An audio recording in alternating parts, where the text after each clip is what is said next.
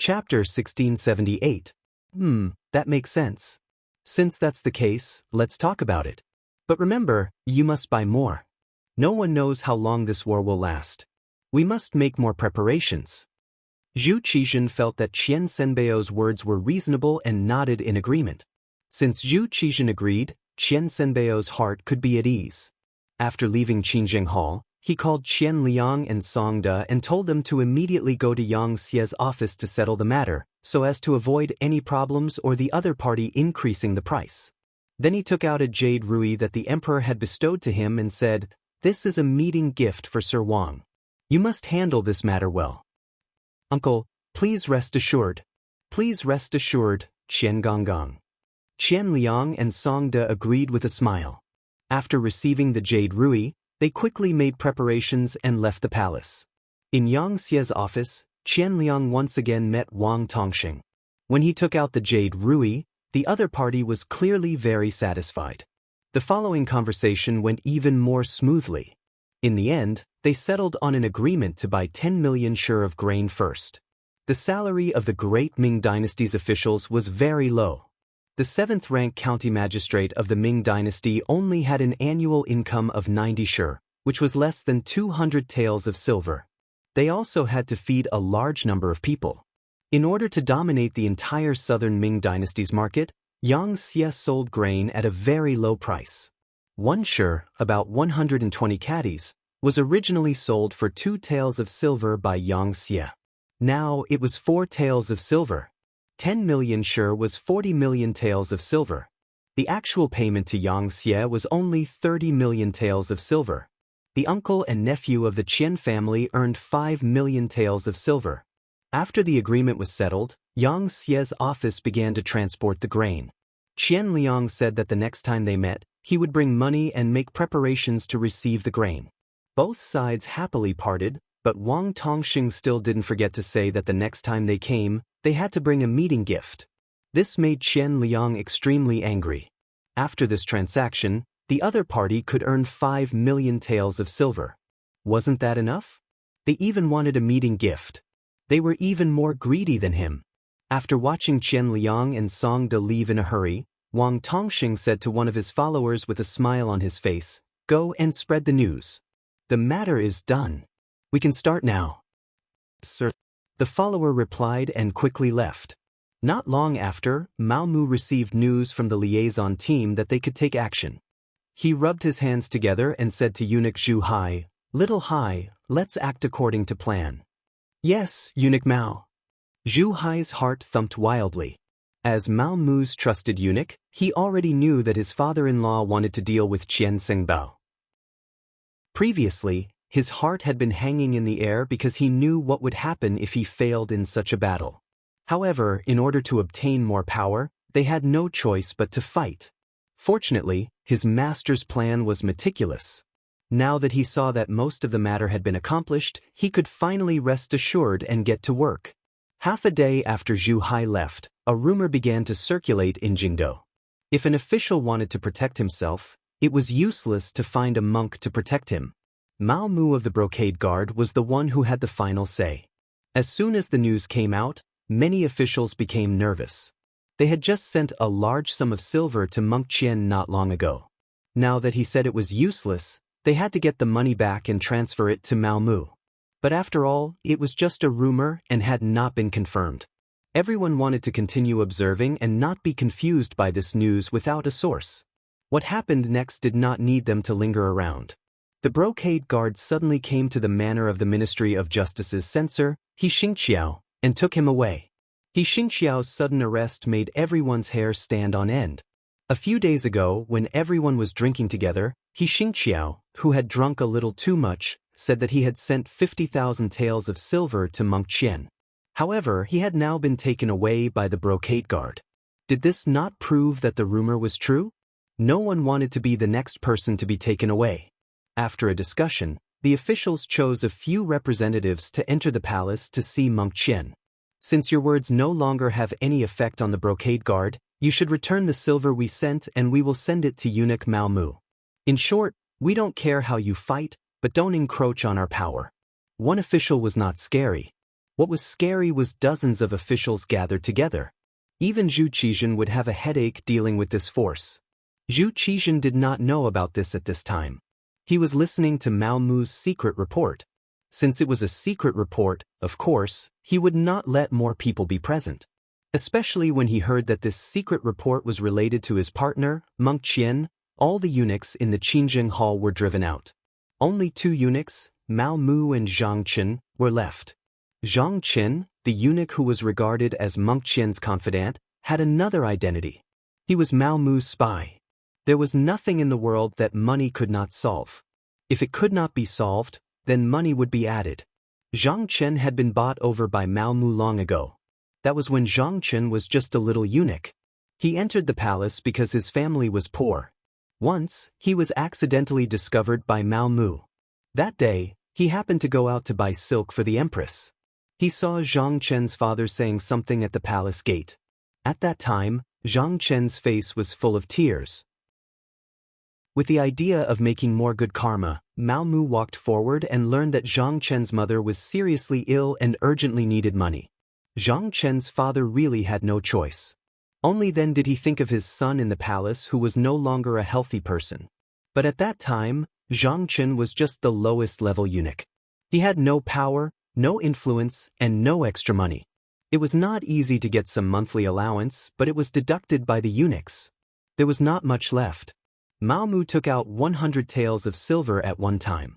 Zhang Qin was so grateful that he wanted to kneel down on the spot. From then on, Zhang Qin became Mao Mu's man. However, because his level was too low, and Mao Mu was very low-key at that time, no one noticed this matter. From then on, Mao Mu kept giving Zhang Qin money. Zhang Qin was also a smart and capable person. Step by step, he became Qian Sengbao's right-hand man and became his right-hand man. Mao Mu brought Zhang Qin to Zhu Qizhen to report to him about the food. When Zhang Qin knelt on the ground and told Zhu Qizhen everything he heard from Qian Sengbao, Zhu Qizhen's face was gloomy. He admired Qian Sengbao very much. He felt that Qian Sengbao's words and actions were in line with his temperament. Therefore, he kept him by his side and treated him as an existence like Wang Zhen. Wang Zhen grew up with Zhu Qizhen. Otherwise, he would not be called Zhu Qizhen's partner.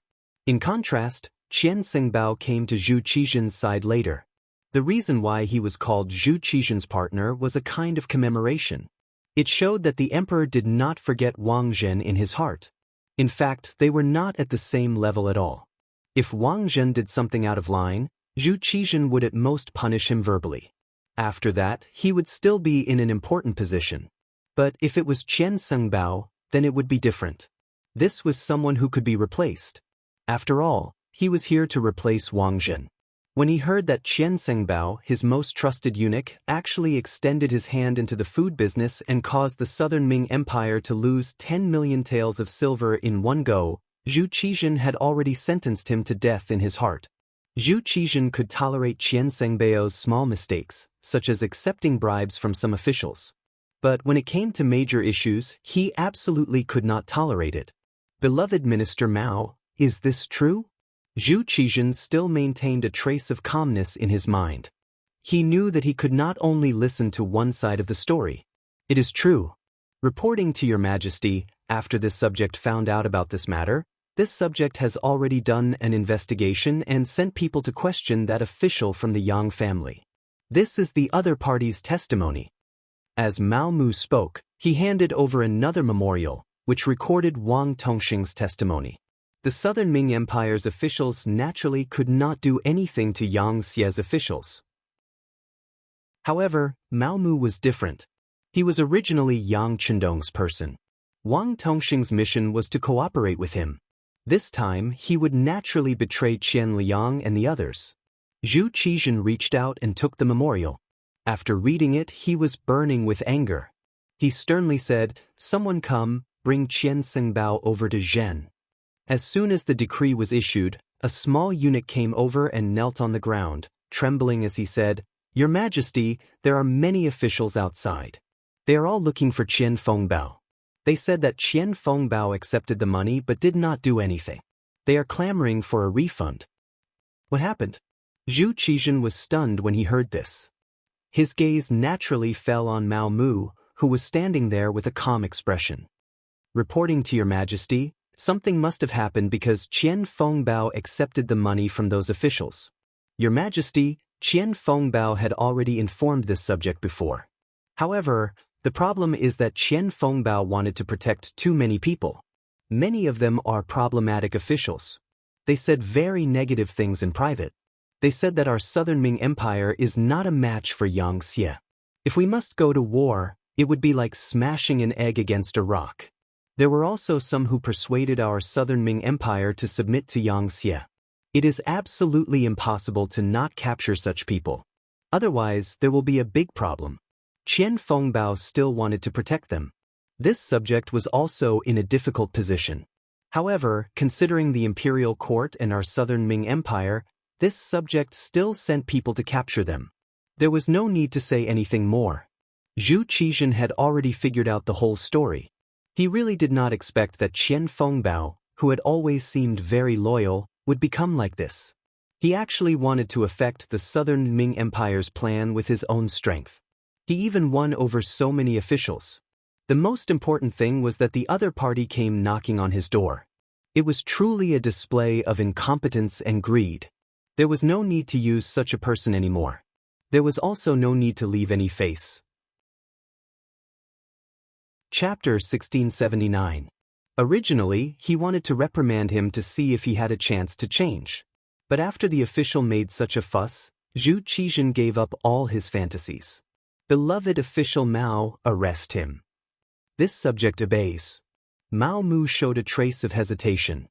Of course, he wouldn't plead for Qian Fengbao, but he still had to act. After all, everyone knew that he was where he was today because of Qian Fengbao's help. This trace of hesitation was seen by Zhu Qizhen. He sighed in his heart at Mao Mu's benevolence and said, "All right, we know what you want to say. But Qian Fengbao's crime cannot be forgiven.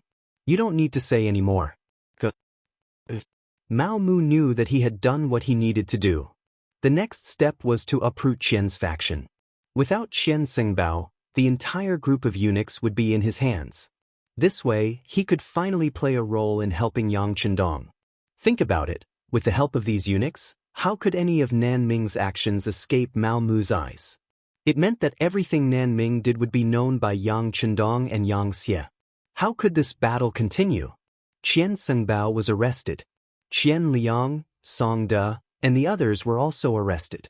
When a large group of embroidered uniform guards appeared in front of them, Qian Liang shouted loudly, "Are your dog eyes blind? Don't you know that I'm the commander?" Qian Liang, who still wanted to show off, was met with a series of punches and kicks. He completely became obedient. As for Qian Fengbao, he shouted loudly that he wanted to see the emperor, but no one paid attention to him. He was tied up and brought to the embroidered uniform guards' prison. In the prison, Qian Fengbao finally saw Mao Mu. Different from before, one was a prisoner, and the other was an official. When he saw Mao Mu appear, Qian Fengbao changed his decadent appearance and threw himself on the iron bars in front of the cage. "Eunuch Mao, quickly go see the emperor. Tell him that this official has something to say. This subject is innocent." At this time, Qian Fengbao still had a commanding tone, which really made Mao Mu unhappy. At this time, he didn't need to lower his head like before. He changed his attitude and raised his head. "What? Eunuch Qian still think that the emperor wants to see you at this time? Think about all the wrong things you've done. His Majesty has been accommodating you again and again, but how did you repay him? You embezzled 5 million taels of grain, you really have a big heart." After a round of sarcasm, Qian Fengbao, he roared, I know, it was all you, it was you, to me. You were the one who instigated me to take on this matter." "Good." Looking at Qian Fengbao, who finally understood everything, Mao Mu only shook his head. A defeated general was no longer worth him wasting any effort on this person. She reached into her bosom and took out a piece of white silk and threw it into the prison. "The emperor said that since you have served him for so many years, he will give eunuch Qian a dignified death. Kill yourself." Finishing, Mao Mu turned and left. Ignoring Qian Fengbao's angry shouts and pleas, he headed in the other direction of the prison. Wang Zue, Qin Sun, and the other court officials were locked up there. After these officials were captured and sent to the discipline prison, they really didn't suffer much. They were arranged to be in a clean single room. Every day they were fed well. There was paper, ink, and brush in front of them. On the surface, it was for them to report their problems, but on the surface, it was for them to practice calligraphy. After all, there was no entertainment in prison. Practicing calligraphy could calm the mind. Although Mao Mu had come a few times before, he had never had a deep conversation. At that time, his position was not stable. Now it was different. The chief eunuchs who were older than him had been taken down one by one. The remaining eunuchs were tactfully under him. He could finally do what he wanted in prison. He didn't need to be afraid of others spying on him or reporting him. The first to arrive was Wang Zue's room. When the embroidered uniform guard opened the door, Wang Zue was practicing calligraphy. He didn't seem to have any intention of stopping when he saw Mao Mu arrive. He had a feeling that Mao Mu was different from the other eunuchs. However, before the other party revealed his intentions, he wouldn't say anything. This one greets official Wang. When there was no one else in the prison, Mao Mu immediately gave a junior's greeting. Wang Zue finally put down the brush in his hand. He turned around and said, "Why is eunuch Mao doing this? Right now, you are an official and I am a prisoner. There is no need for such formalities." "No, official Wang is not a prisoner. You are not guilty. The reason why you were brought here is because I don't want you to work for the Southern Ming Empire. This is all Bugnam of Gojoseon's intention." Mao Mu finally decided to speak the truth. He also believed that at this time, Wang Zue should know what to do. As expected, when he said this, Wang Zue was stunned. After a long while, he sighed and said, "Bugnam of Gojoseon really has good methods. He even has his hands in the palace. If this old man's guess is correct, eunuch Mao should have the final say in the palace." As official Wang thinks, the stones that should be moved have been moved. Right now, this subject's words still have some weight in the palace. Mao Mu replied modestly, "Amazing, amazing." Wang Zue sighed. When he looked at Mao Mu, his attitude became more serious. However, what ability did this old man have to make Bugnam of Gojoseon calculate and arrange things like this? In fact, even if this old man was in court, the Southern Ming Empire wouldn't be a match for Bugnam of Gojoseon. This is different. Mao Mu shook his head. Bugnam of Gojoseon wants to lead the Han people to the peak of the world. If the Yangtze and the Southern Ming Empire really fight, it will only benefit the other foreign races. This is why this kind of plan is made. I hope official Wang can understand. I understand. Wang Zue said emotionally. Bugnam of Gojoseon's goal is to do so much for the Han people. It really makes me blush with shame. Speaking of which, this old man is about to enter the ground. If there is something I can do for our people before I pass away, it is also my wish. This meant that he was going to help. Mao Mu was waiting for this result. He immediately said happily, "If Bugnam of Gojoseon knows of official Wang's choice, he will definitely be very gratified and grateful." This old man doesn't dare to accept this. Bugnam of Gojoseon should be the one receiving the gratitude of all the Han people. Alright, since it's like this, I hope eunuch Mao can wait a moment. I will write a few letters and trouble you to send them over. They are all this old man's students. They won't dare to disobey this old man's words. Please start writing, official Wang. This little one will be honored to grind ink for official Wang. Mao Mu also didn't expect things to go so smoothly. In fact, for an old official like Wang Zue, he had seen many wonderful things in his life. He was used to seeing the change of imperial power, the internal strife between officials, and the suffering of the common people. Now that there was finally someone who could change everything, how could they not help? Moreover, these days in prison had already made them understand that since the emperor didn't trust them, there was no need for them to risk their lives for him. It was better to go with the flow. Of course, there was another important reason. Yang Qindong definitely knew what they were doing now. Even if they couldn't enjoy this kindness, they still had children and grandchildren who could be taken care of. In this way, Everything they did now would be worth it. Mao Mu grinded ink. Wang Zhuo personally wrote more than 10 secret letters. This meant that there were at least 10 officials in the court who would stand on Yang Xie's side in the battle between Yang Xie and the Southern Ming dynasty. There were many Southern Ming officials who were arrested in prison. One could imagine what kind of consequences it would cause. The situation in the Southern Ming dynasty finally stabilized. Mao Mu took over and controlled the entire group of eunuchs. His subordinate, Zhang Qin, became the head eunuch of the Imperial Horse Directorate. His subordinate, Zhu Hai, became the eunuch in charge of the emperor's daily care. With the help of these people and the embroidered uniform guards in his hands, it was guaranteed that if there were any big movements, Yang Chendong would be the first to know. In Qichen City, Bai Ming's observer group had also left and returned. Because Hu Shao was old and couldn't bear the pain of the bumpy journey, he was left in Qichen City. Queen Hu Yen found a large house outside the palace. When she missed her grandfather, she could go and see him at any time to relieve the pain of homesickness. During this time, Yang Chendong met with the representatives of Bai Ming's observer group. Among them was the leader of the observer group, the Crown Prince's junior tutor, Grand Scholar and Minister of Justice, Su Yozhen. Speaking of Su Yozhen, his fate was completely changed by Yang Chendong. In history, he made a great contribution in saving Zhu Qizhen. Later, he rebelled and was killed. Now, he was still alive and well. Not only that, but he also became the teacher of Zhu Qiyu's only son, Zhu Jinji. More importantly, Su Yozhen was Yang Chendong's subordinate.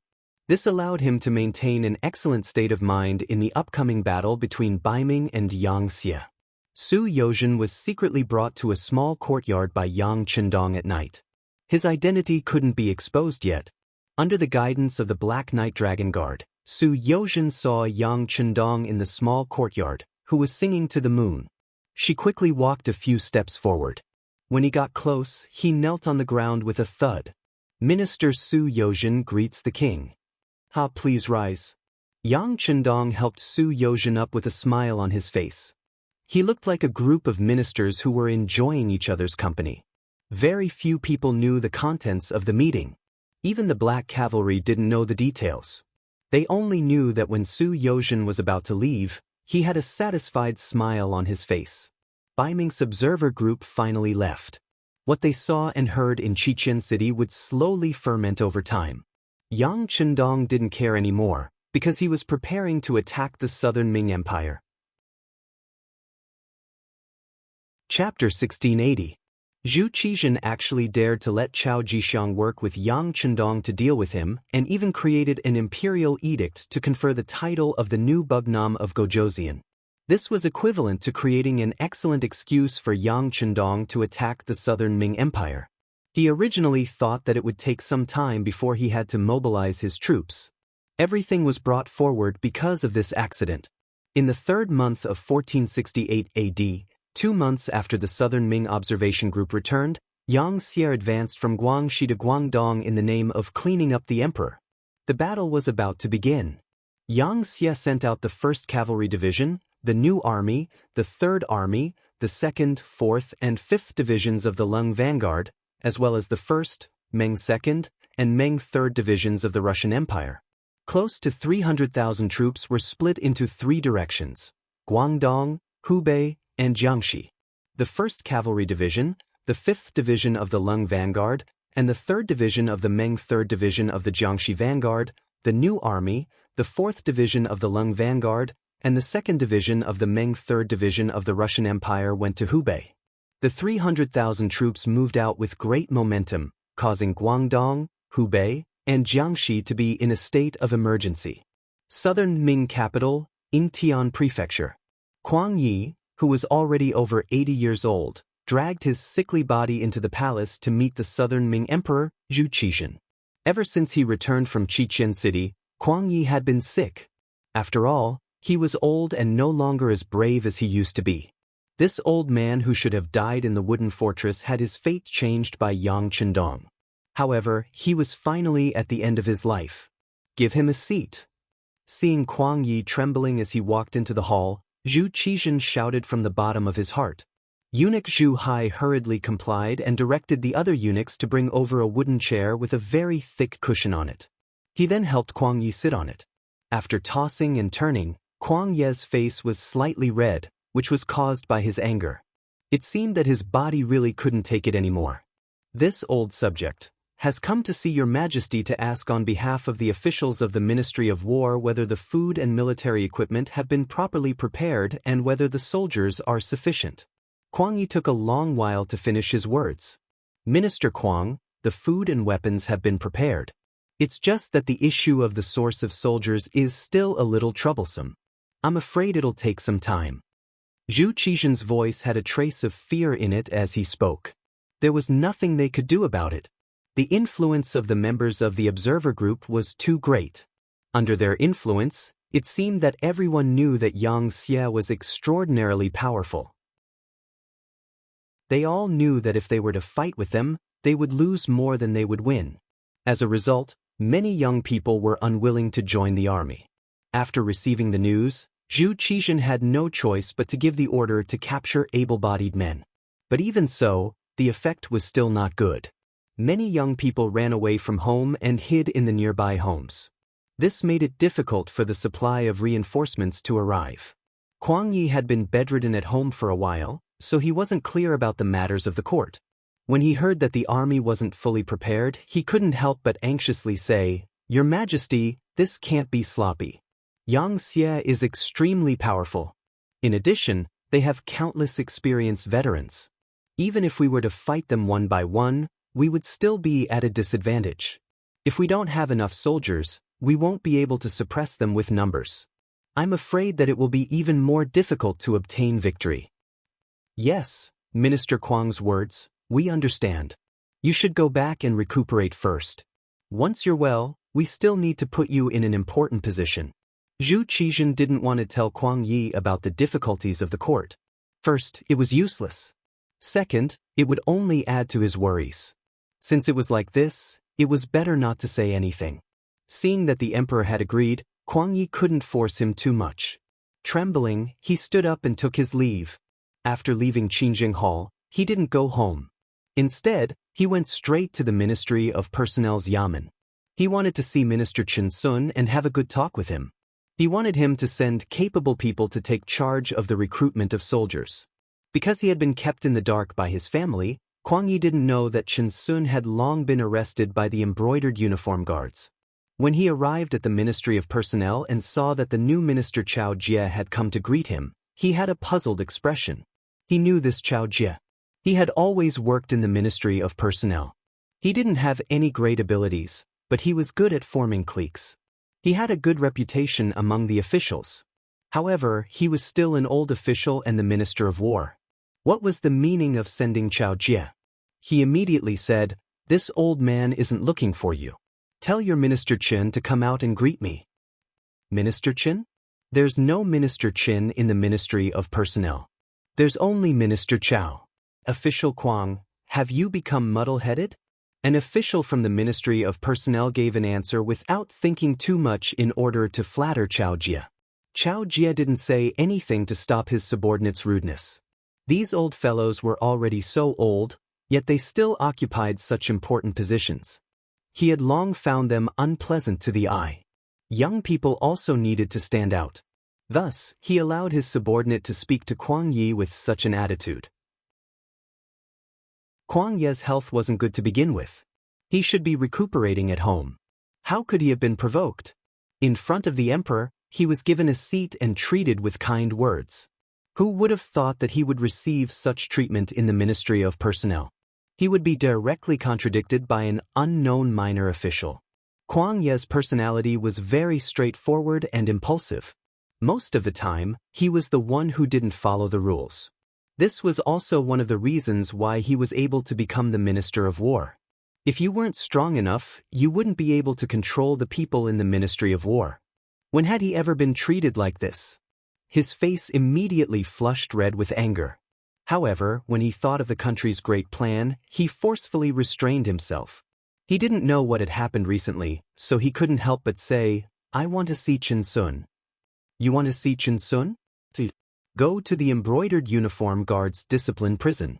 That minor official saw that Kwang Yi seemed to have been subdued by him. His face was full of pride and he spoke even more unscrupulously.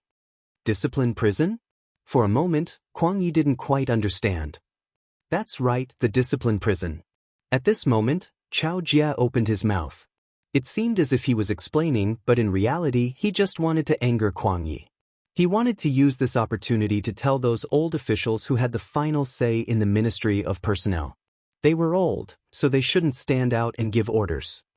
Not only is Chen Sun in the discipline prison, but Wang Zue, Xie Chong, Xiao Xian, and the others are also there. They actually said that the Nanming Empire wasn't a match for Yang Xie and caused a bad influence. They've all been arrested. Chao Jia had just finished speaking when he saw a black figure suddenly collapse in front of him. Upon closer inspection, he realized that Kwang Yi had fainted from anger. Blood was flowing out of the corner of his mouth. It was obvious that he had fainted from anger.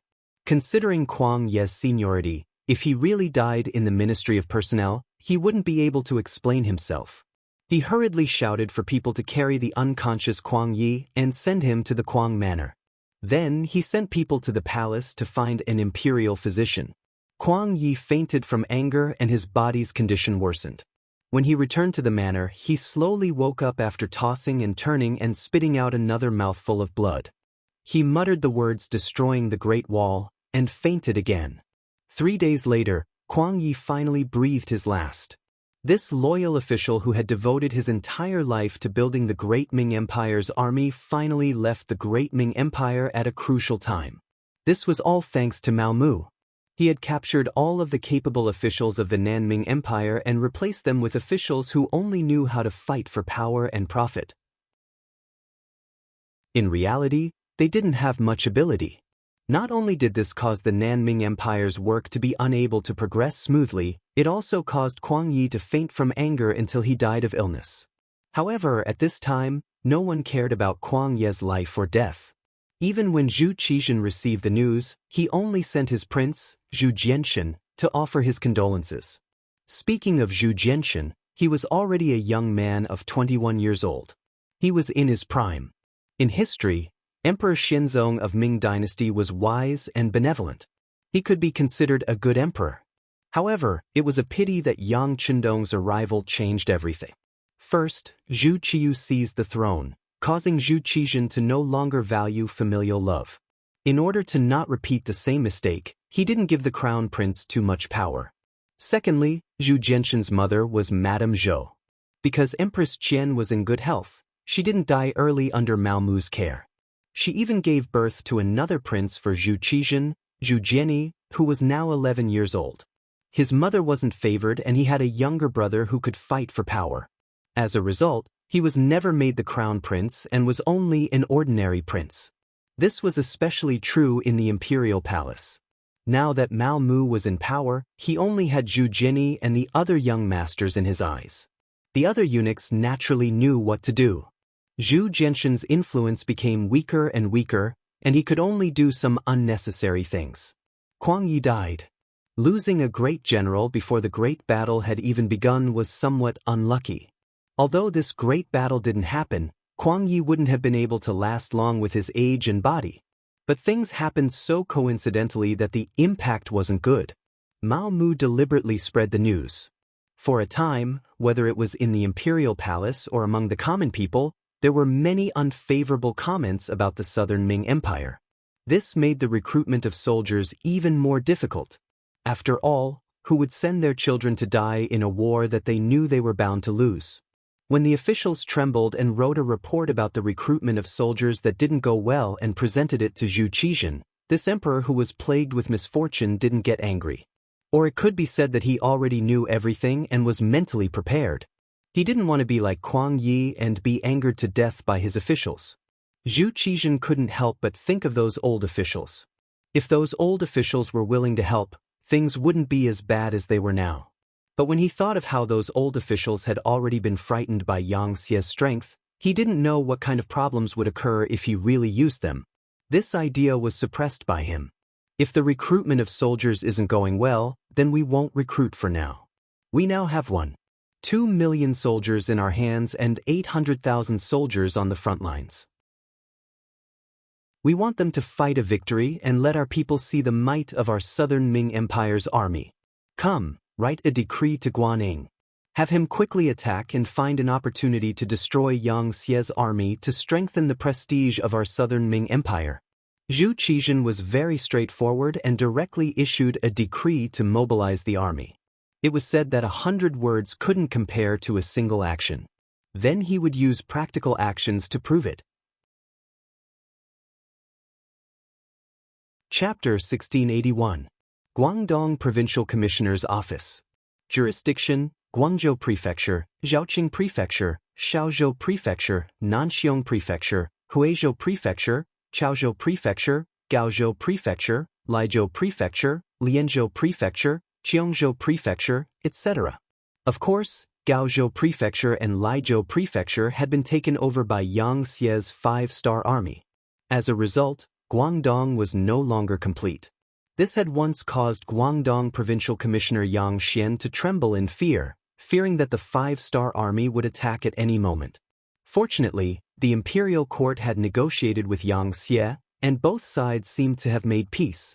However, Yang Xie had been assassinated in the capital, and Chao Jixiang had brought a fake imperial edict to incite Yang Xie's servant, Yang Lu, to rebel. After Yang Xie took out the imperial edict from Chao Jixiang's hands, the southern Ming imperial court naturally did not admit to it. They claimed that it was Chao Jixiang's own actions and reprimanded it for being fake. However, anyone with a bit of judgment knew that it was definitely Zhu Qizhen's doing. Although eunuchs had a lot of power, they did not have the guts to forge an imperial edict to reclaim the title of king. This was not the first time Yang Xian had cursed Chao Jixiang's incompetence. If you want to do it, then so be it. It is said that the strongest fortress is the easiest to break through from the inside. Instigating the people of the Yang faction to rebel is the right direction, but the key is why you didn't succeed, and the evidence was even obtained by others. If this isn't incompetence, then what is? Now, with such an excuse, Yang Xie would have enough reason to attack. As such, Yang Xian quickly mobilized his troops and made the decision to fight against Yang Xie. At this moment, the imperial court had also seen this scene clearly. The reinforcements had arrived.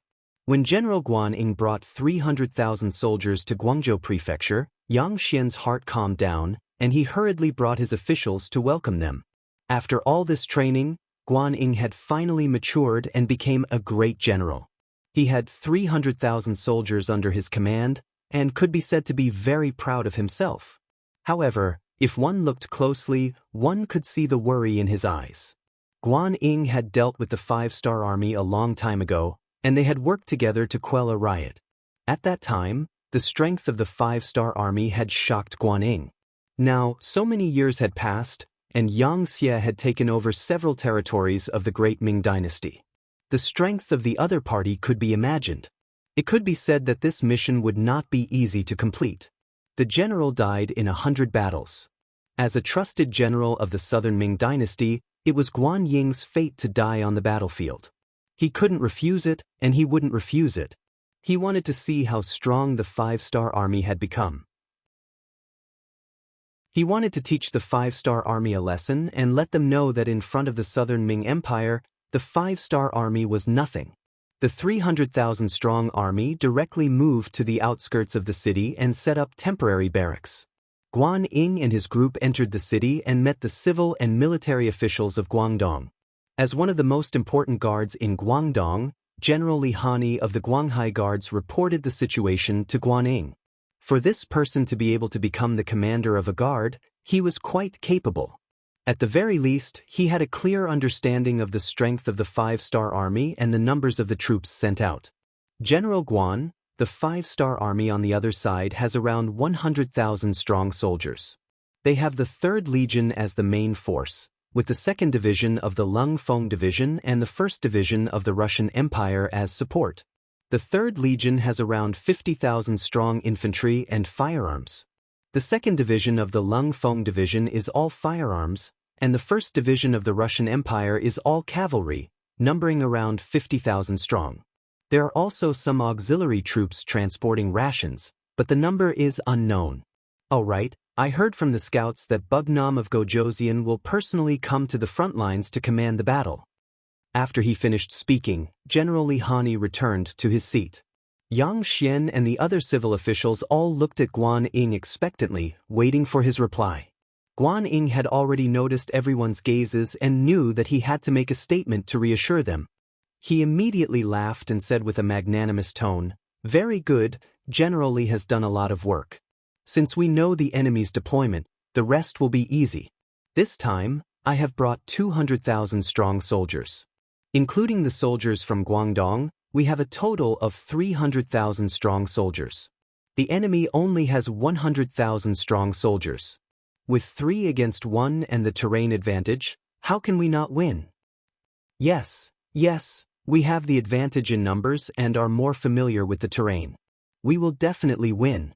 Yang Xian and the others agreed. For a moment, everyone voiced their agreement, as if they had already won the battle. Kuang Ye's expression did not change. All these years, he had been studying the tactics of the 5-star army. Although he did not personally go to the front lines, he could see how powerful the enemy was from their achievements. He had never underestimated his opponent. If the 5-star army was easy to deal with, they would not have such glorious achievements. However, it was absolutely impossible for the Southern Ming Empire to surrender without a fight just based on this battle record.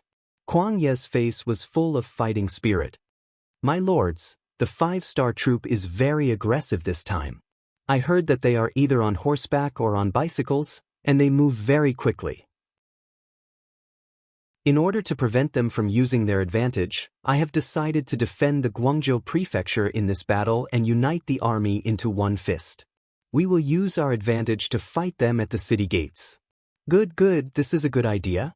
We'll combine our advantages and allow them to move too quickly. In the end, they'll still have to obediently come to the city and fight with us. Li Hani was the first to agree.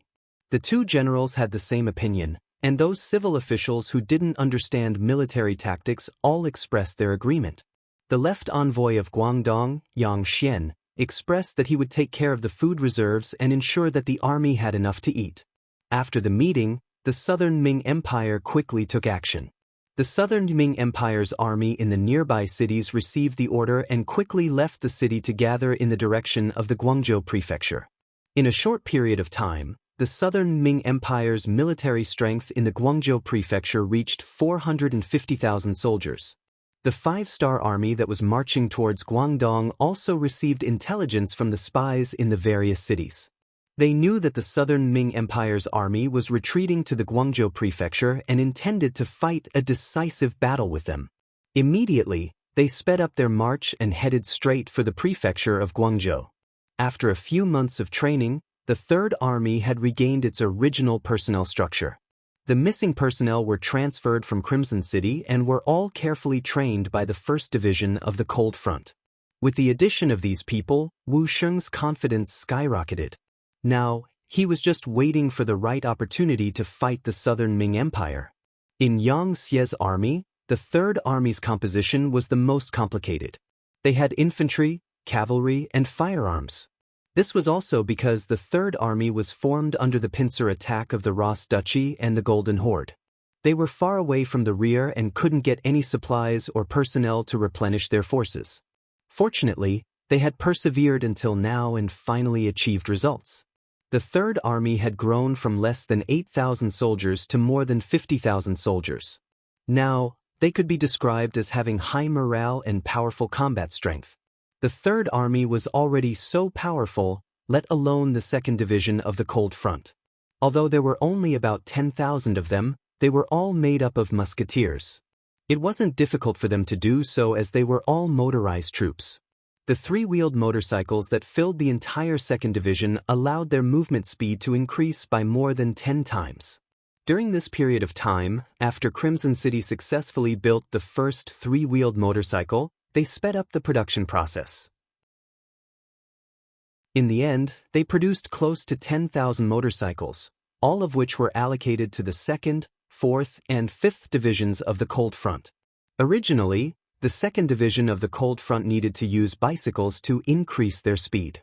Now that they were motorized soldiers, they were filled with fighting spirit and only wanted to perform well on the battlefield to repay Bugnam of Gojoseon's kindness. Now that they had two strong armies, the first division of the Russian Empire was not worth mentioning. Although they were all cavalry, they were not part of the Han army, so they were only used as reserves for this battle. Although Division Commander Ahuli was a little disappointed, he did not complain at all. Instead, he kept his subordinates under control and warned them that their opponents this time were the Han. Without orders, they were not to kill innocent people. Otherwise, no one would be able to save them. In addition, Yang Chendong had also come. Along with him were 5,000 black cavalry soldiers and 100,000 logistic soldiers. These were Han auxiliary soldiers who had undergone short training. Their role was not on the battlefield. Other than transporting supplies, they were mainly responsible for guarding prisoners and propagating the Yang Xie policy. Obviously, Yang Chendong had already predicted the outcome of this battle before the battle even started. If they could not defeat the infantry of the Southern Ming army with firearms and cavalry, then the Five-Star Army did not want to unify the world. It was better for them to obediently stay in the city and wait for death. With firearms that were much more advanced than this era, Yang Chendong had already treated the Southern Ming as his own backyard. If it was not for the fact that he wanted to conquer this place with the smallest price, the army would have continued to advance after conquering the three provinces. What reason was there for a war between countries? That was just a lack of confidence. A true expert would not do such a thing. I am stronger than you, so I want to take care of you. So what? Not satisfied? If not, then come and fight. Just like how the Yang Xie conquered other countries, there was no need for a reason. He just needed to beat you until you could not take care of yourself. In the end, you would have no choice but to surrender. However, Yang Chendong believed that he was already very lenient towards the Southern Ming Empire, the land of the Han people. His original plan was to reform them and assimilate them at the same time. In the end, he would be able to take down the entire Southern Ming Empire without shedding a drop of blood. However, as more and more intelligence department telegrams were sent to him, he had no choice but to change his mind. When he saw the telegram that the Southern Ming Empire was preparing for war, it had caused the people to have no way of making a living. They were looking for strong men everywhere to gather food and military equipment. Most of the people were already at the point where they could no longer survive. Thus, he had no choice but to deal with the pain quickly and decided to conquer the Southern Ming Empire by force. Only then would they be able to take down the Southern Ming Empire in a shorter period of time and save the Han people. Chapter 1682. As for Chao Jixiang's matter, it was just a coincidence. This was equivalent to giving Yang Chendong an honorable reason. How could he not use it? Riding on the White Dragon, Yang Chendong charged towards Guangzhou City under the protection of the 5,000 black cavalry. At the same time, the vanguard of the 2nd Division of the Lung Vanguard had arrived at the city gate tower and started setting up camp 8 miles away from the city. Hundreds of light and heavy machine guns had been set up on the trenches that had been temporarily dug. Although there were only 2,000 people, there was no fear on Gao Xiang's face. In his heart, he still hoped that the South Ming army would take the initiative to attack. In that case, he would be able to make the first contribution. What was disappointing was that the South Ming army in the Guangzhou prefecture didn't seem to have any intention of doing anything when they arrived. General Guan Ying stopped the other generals who wanted to go out to battle. Obviously, he didn't care about the 2,500-star army that had arrived first, because his plan was bigger. Over the years, the South Ming army had developed. For example, they had created many cannons. Due to the limitations of their technology, their cannons could only fire 3 miles away and they used solid bullets. However, when 200 cannons were set up on the city walls, it gave people a sense of security. Guan Ying already had a plan in his mind. This time, he would wait for the enemy to charge over. He only needed to defend. That way, his cannons could be used to attack. He wanted to take down the 5-star army's prestige on the city walls and use this battle to tell the world that the 5-star army was not invincible. Just last night, Guan Ying received the news that his teacher, Kuang Yi, had passed away. He also knew that because of the news of Yang Xie's strength in the capital, the recruitment of soldiers was not effective. Many of the soldiers that were originally set up had disappeared. The 2.5 million soldiers that the South Ming had prepared were now only 1.5 million. They had lost 1 million soldiers. Guan Ying was naturally very sad about the death of his teacher. However, the battle was imminent and grief could not solve the problem. He had to think of a way to win this battle in order to better comfort his teacher's soul in heaven. At the same time, if they fought this battle well, it would strengthen the confidence of the Southern Ming dynasty and the people. Only then would they be able to recruit more soldiers and fight a long battle with the Five-Star Army.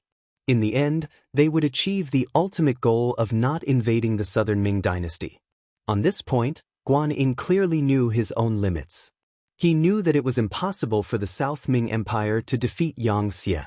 Disregarding everything else, the other party had taken over so much territory and stationed troops everywhere. Once all of them were called back, just the number alone was enough to scare people to death. Therefore, he only asked for a draw. In the end, the Southern Ming Empire would recognize Bugnam of Gojoseon as a legitimate country, and the Southern Ming Empire would be able to govern itself. However, this goal was not so easy to achieve. To be safe, Guan Ying chose to defend. He wanted to use the city walls to block the Five-Star Army. Commander Gao Xiang waited until the next morning. After seeing that the Southern Ming Empire had no intention of attacking, he knew that the other party would not take the initiative to attack. Immediately, he reported what had happened and his analysis to the division headquarters using an electric suit. Not long after, Yang Chendong also received the news. "Hi, young master, this Guan Ying has grown up. He can keep his composure. However, he thinks that he can stop our army with 450,000 soldiers. That's a bit of a fantasy." Beta Persei, who was accompanying him, also saw this telegram. He immediately looked down on Guan Ying and laughed. Yang Lu had been killed. A white silk had ended his life. It could be considered a dignified death. At that time, Tiger's Mane, Beta Persei, Yang San, Yang Si, and Yang Wu were all present. They could be considered brothers and they came to send him off. Although Yang Lu was dead, the impact of the incident had already happened. Other than Tiger's Mane, the other servants could not help but worry about their future. After all, such a thing had happened. If the young master was no longer close to them, it would be reasonable. Fortunately, Yang Chendong was only concerned about the incident and not the person. Yang Lu was dead, so in his eyes, the matter was considered over. This time he still brought Beta Persei with him. As soon as this signal was sent, it completely calmed the hearts of the servants. It also let the other officials of Yang Xie know that the servants were still servants. They were still trusted by Bugnam of Gojoseon. Some people who originally wanted to replace Yang Lu also gave up on this idea. The situation in Yang Xie became stable again. "Okay, Beta Persei, go and call Yumian over." Yang Chendong also smiled.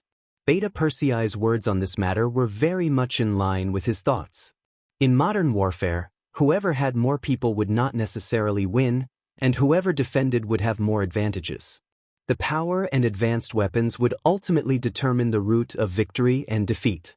Just like in the original historical space-time, on the battlefield of Normandy, a German machine gunner killed more than 1,000 Allied soldiers with a machine gun. This was enough proof. Of course, not all armies applied this model.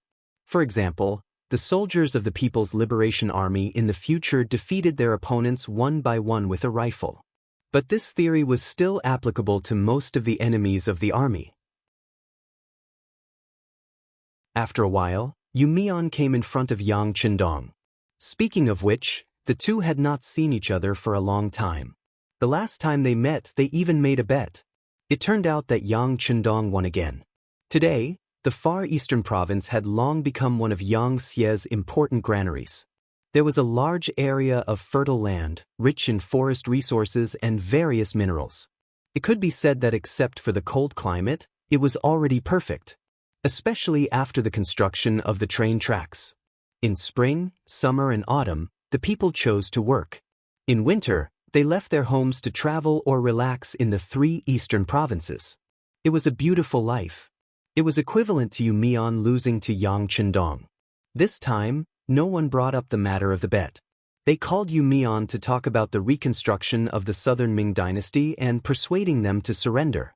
Yu Mian, with our powerful military strength, it won't take long for us to win on the battlefield. Persuading the officials of the southern Ming dynasty to surrender and the reconstruction work after the war will be handed over to you. How is it? Do you have any difficulties? Yu Mian was already in his 40s and was in the prime of his life. When he heard Yang Chendong's question, he immediately straightened his posture and said, replying to the sixth young master, I promise to complete the task. Yu Mian had this confidence because this time, there were 5,000 cadres from Rejing City accompanying him. These people were all cultured and experienced management talents. There were also 5,000 cadres from other Yangtze provinces. They had considerable experience in migration, land distribution, and city reconstruction. Adding on the fact that Rejing City had prepared enough food and necessities, Yu Mian was confident that he could complete this task. It had to be said that Yang Chendong's migration policy was really good. Because of the migration, the barriers between the different races were disrupted, and the opposing voices could not work together. Every time they went to a new place, they would face a group of unfamiliar people and even unfamiliar races. No matter how capable and ambitious they were, in this kind of environment, they could only lower their heads and accept their fate. Not to mention, the Yangtze did not disregard the people after the migration. They distributed land, houses, seeds, food and necessities, and so on. They hoped that the people after the migration would have food to eat and houses to live in. Like this, who would think of rebelling? To most of the people, they did not ask for much. As long as they had a place to settle down, they would be satisfied. As for the rise and fall of a race, that was something that only a few ambitious people would think about. It was not something that the common people should think about. It was because of this migration policy that there were very few rebellions in Yangtze's territory. Almost every piece of land that they occupied, other than having to pay a hefty price in the beginning to provide money, after a few years, this place would begin to exert its power and provide food and money to the Yang faction. This also helped the Yang faction to grow stronger and stronger. Of course, the prerequisite for this was that most of the people were uncultured. If it was the future where everyone was familiar with the history of their race, it would be difficult to carry out such a large-scale migration, and there would be endless problems. It was also because of this that the Yangtze started to popularize culture in their territory. The difference was that everyone, regardless of race, had to learn the Han culture, write Chinese, and speak the Han language. This was tantamount to a cultural assimilation. Like this, many years later, everyone would only know about the Han culture and would not know that there were so many different languages in the world. The more Yu Mian thought about this, the more he admired Yang Chendong. In fact, it was not just him. In the entire Yangtze, most of the Han officials admired Yang Chendong, and this admiration turned into respect. Yang Chendong did not feel much about this. He only knew that since he had come to this world, and had brought De Tsang with him, he had to do something. It was just that the results were out of his expectations, but this kind of result was even better, and he was even happier. After Yu Mian did not have any more questions, he quickly bid farewell and left. Yang Chendong rode the White Dragon, and the Black Cavalry went straight to the Guangzhou Prefecture. April 1468 AD. Under the Guangzhou Prefecture city, more than 100,000 five-star army were stationed here. The bright five-star flag fluttered in the wind, and from afar, it was a world of red flags. As more and more five-star army soldiers gathered, the South Ming army on the city gate tower continuously moved boulders, wooden sleepers, kerosene, bows, and other things to the top of the city gate tower, as if they were going to defend to the death. With these resources, they were confident that the five-star army wouldn't be able to return and would suffer heavy losses. Guan Ying even found Commander Li Hani and proposed that if the five-star army failed to attack the city, they would send out an army to counterattack. All the war horses in the city were also mobilized, forming a total of 5,000 cavalrymen. When the time was right, they would counterattack with all their might and obtain the final victory of the Guangzhou Prefecture city. Chapter 1683. With a large pile of defensive equipment, sufficient soldiers, and enough provisions to last for a year, Guan Ying had a calm and steady look on his face. He wanted to see what the five-star army, who had always been known to be invincible, would do at this moment. It was said that one's thoughts determined one's vision. Guan Ying's scope was still too small. At most, he had a place in the southern Ming dynasty. Compared to Yang Shi, who had already conquered all of Asia and even had a navy that was advancing towards Europe and the Western countries, it was not an exaggeration to say that Guan Ying was like a firefly compared to the bright moon. Just as Guan Ying was thinking about how to defend, the five-star army's cannons were ready to assemble at the Guangzhou government. This time, the five-star army was using the newly developed 120mm field cannon. Compared to the 90mm field cannon, which had a range of 10 miles, and the 75mm field cannon, which had a range of 6 miles, it could shoot up to 15 miles. The larger the caliber, the greater the lethality. Everything was difficult at the beginning. Once the beginning was made, the next step would be much easier. The lathes were constantly being updated. In addition, there were many new cannons in the warehouse for people to imitate and research. Currently, the progress of the cannons in the Crimson City was increasing rapidly. It was worth mentioning that the new weapons were mainly used on the Navy's ships for the conquest of the West. The new weapons allowed Yang Xie's military committee member and deputy commander of the Navy, Gao Xiong, to fight against the foreign races with greater ease. After a few months, they had already conquered the Cape of Good Hope and landed in Africa's Niger River. It was foreseeable that news of their victory would arrive soon. Yang Chendong had also thought of boarding a large ship and killing his way to the west. However, no one agreed to this suggestion. The sea was different from the land. Danger could come at any time. If something happened to Yang Chendong, no one would be able to take responsibility. Helpless, Yang Chendong could only give up on this idea. The 2nd Division of the Cold Front Division's cannons were pulled 5 miles away from the Guangzhou government. This distance was out of the range of the Southern Ming's red coat cannons. Accompanying the division commander, Xiao Feng, to inspect the cannons was a young man. Crown Prince Chang, please be careful. When he saw that the young man was actually carrying the ammunition box with the artillery soldiers, Commander Xiao Feng, who had never frowned in the face of so many enemies on the battlefield, broke out in cold sweat. The young man was Yang Bo. This time, he had taken the initiative to come to the battlefield. Yang Chendong also agreed. If he wanted to inherit his great cause, he had to learn this lesson on the battlefield. Only by doing so would he know that victory was not easy to come by. Only by doing so would he be able to intimidate Yang Xie's 3 armies and the millions of soldiers that he would have in the future. In order to train Yang Bo, other than returning to Yang Chendong's side at night to report what he had seen and heard, he was allowed to roam freely in the army to observe what he was interested in. Under safe circumstances, no one was allowed to stop him. As a matter of fact, when Yang Bo heard that the artillery soldiers were about to attack, he took the initiative to come. This frightened Xiao Feng. He knew that this person was very precious. Not to mention that his life was in danger. Even if his skin was scratched, he would not be able to bear the consequences. Helplessly, he could only accompany him.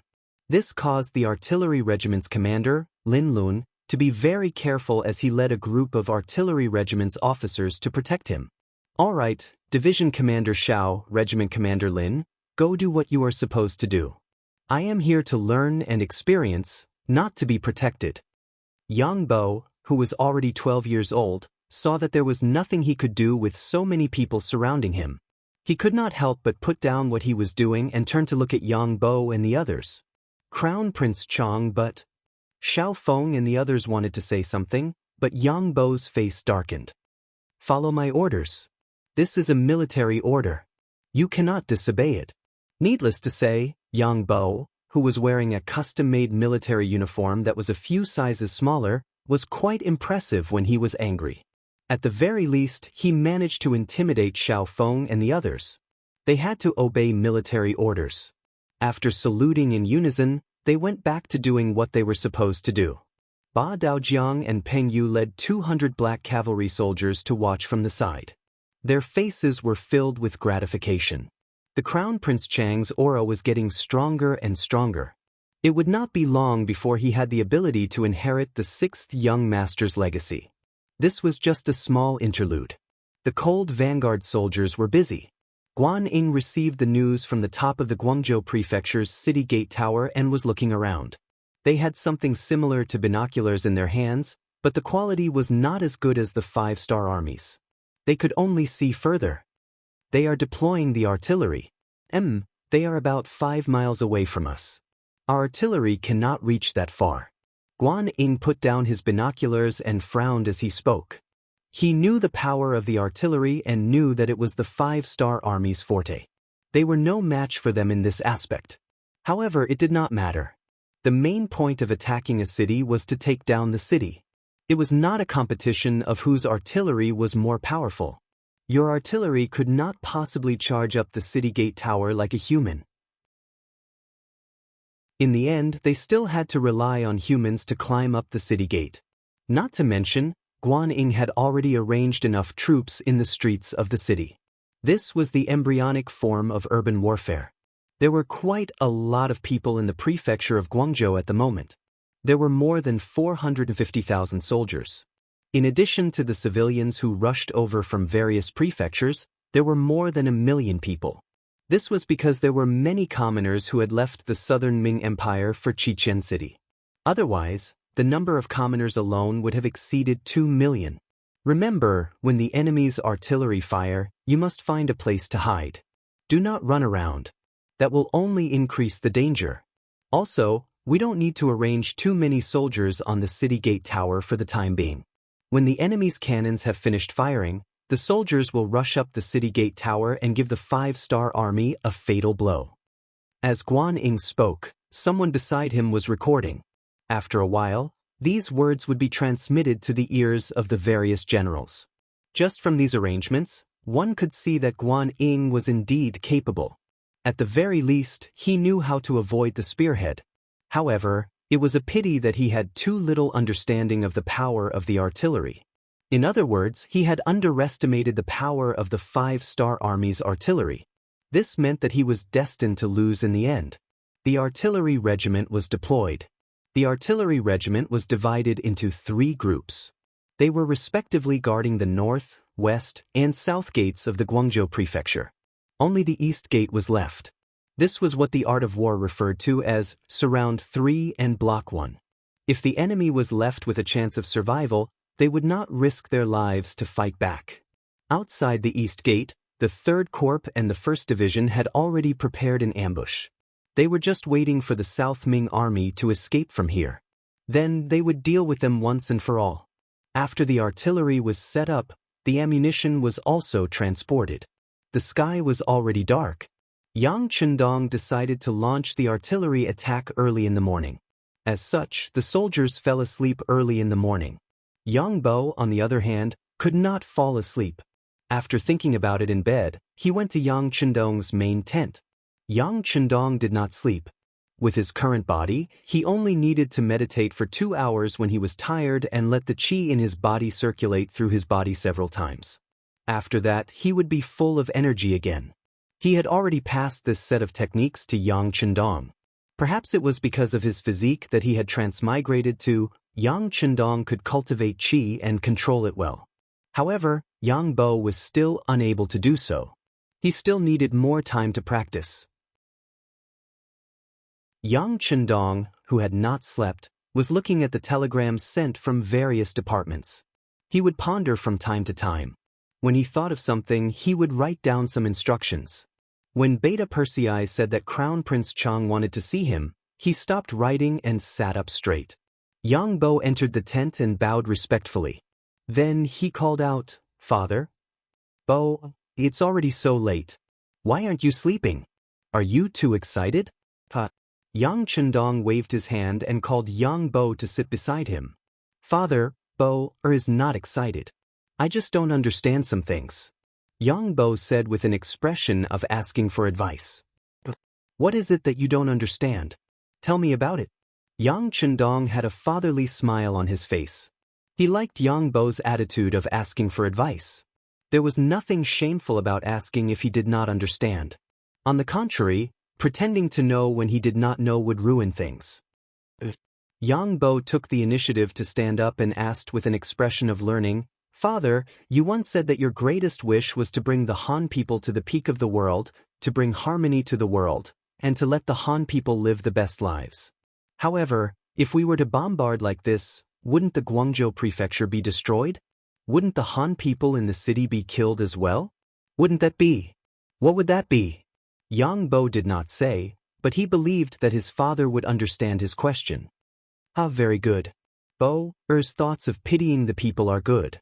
However, it is impossible for there to be no deaths in a war. Most importantly, if we are able to eliminate the 450,000 soldiers of the Southern Ming Empire, it will play a positive role in our conquest of the Southern Ming Empire. Using this battle to determine victory and defeat will reduce the difficulty of our conquest. This is very worthwhile. Furthermore, be it the soldiers or the people in the city, they are not innocent. The soldiers were ordered to fight. If we don't kill them, they will kill us. As for the people, when we gave them the chance to leave from the various ports and head to Chichen City, many of them left obediently. However, there are still some who stayed behind. Do you know why? This." Yang Bo pondered for a moment before saying, "I'm afraid that the people who stayed behind do not trust us. They still have fantasies about the Southern Ming Empire." Very good, Bo is right. Since they do not trust us, and they have made their own choice, they are our enemies. We cannot show mercy to our enemies, so it is not wrong to bombard them. Of course, they are Han people after all. If they did not help the Southern Ming Empire and chose to abandon the city and escape, Father will do his best to be merciful and not take their lives. However, if they did something wrong, they will be punished. All of their assets will be confiscated, and they will be put through labor for 1 to 3 years. After they are released, they will still be Han people and can enjoy the fruits of our labor. This is a reward and punishment. Chapter 1684. Such a detailed explanation made Yang Bo nod his head continuously. He finally understood his father's painstaking efforts. At this moment, the haze on Yang Bo's face disappeared. Instead, he bowed deeply. "Father, Bo will remember your words." "How good." Yang Chendong patted Yang Bo's shoulder with a gratified expression. In fact, as Yang Chendong thought, the commoners who accompanied the South Ming army in the Guangzhou prefecture did indeed treat the Five-Star Army as an opponent. This was not as simple as distrust. Among the commoners, there were mainly tyrants. They had already received news that wherever the Five-Star Army went, the rich would only be able to leave behind 20% of their wealth. This was something they could not accept. Although most of their wealth came from the Great Ming Dynasty's good policies and exploitation, this was also a kind of ability, wasn't it? Why should the wealth that they worked so hard to obtain be handed over to the Yangtze? They could not understand, so they wanted to be enemies with the Five-Star Army. In order to let the South Ming Army win the war, these tyrants even took out money and food to provide for the South Ming Army. With such people, even if they died under artillery fire, Yang Chendong would not feel the slightest bit of heartache. Other than these tyrants, there were also some elderly people. They did not want to leave their homes. Even if they died, they wanted to die in their homeland. Of course, the proportion of such people was very small. There was also a group of scholars from the Great Ming Dynasty. They had learned the ways of Confucius and Mencius from a young age and were very knowledgeable.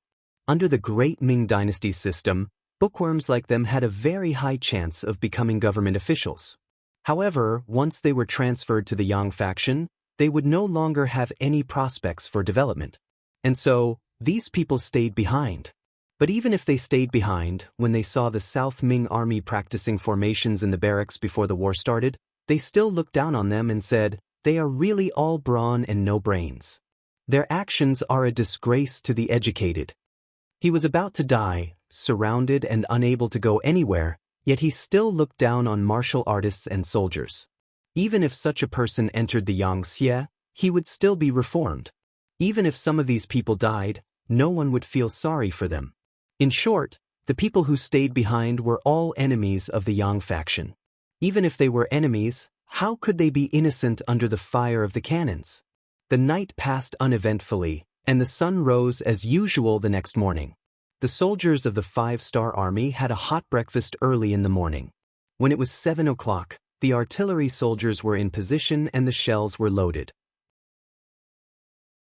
Commander Lin Luan, who had the rank of senior colonel, Ling Feng's officers were all high-ranking officers, raised a small red flag and shouted loudly in front of everyone, "Target, Guangzhou Prefecture City Wall.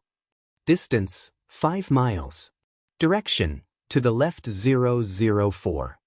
+2. Reload. Delay fuse. Everyone, get ready." As the red flag suddenly fell, Lin Luan shouted again, "Fire." Boom. Cannonballs shot out of the barrel and headed straight for the prefecture of Guangzhou. After the cannons were fired from the west gate, the cannons were fired from the north gate and south gate as well. For a moment, the sound of cannons rumbled, causing the earth to tremble. The Guangzhou prefecture's city walls, which were marked as the attacking side, were instantly riddled with holes. As the cannonballs landed one after another, pieces of the walls fell off, and waves of cries and screams rang out. It was clear that under the bombardment, many southern Ming soldiers were hit, and the screams came from the mouths of these soldiers. The southern Ming soldiers couldn't even raise their heads after being hit by the blazing flames one after another. These country bumpkins finally saw the power of the Yangtze cannons. It was definitely not something their red-coat cannons could compare to. The 200 red-coat cannons that were set up in the surroundings were now in a miserable state. Under the barrage of cannon fire, it was smashed into a pile of scrap metal. It was impossible for it to display its strength. Hearing that the cannons were all destroyed, Guan Ying's face showed a look of heartache. However, the southern Ming generals beside him did not notice this. Instead, they kept flattering him. "Thanks to the general's great foresight, we had the soldiers withdraw from the city tower in advance. Otherwise, the losses this time would be too great.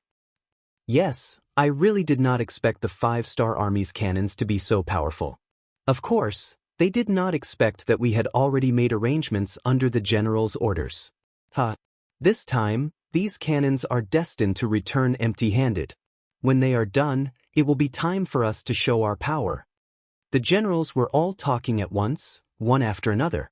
Those who did not know would think that they were already the victors. After half an hour of artillery fire, the explosions finally became weaker and weaker until they completely disappeared. Guan Ying's expression returned to normal.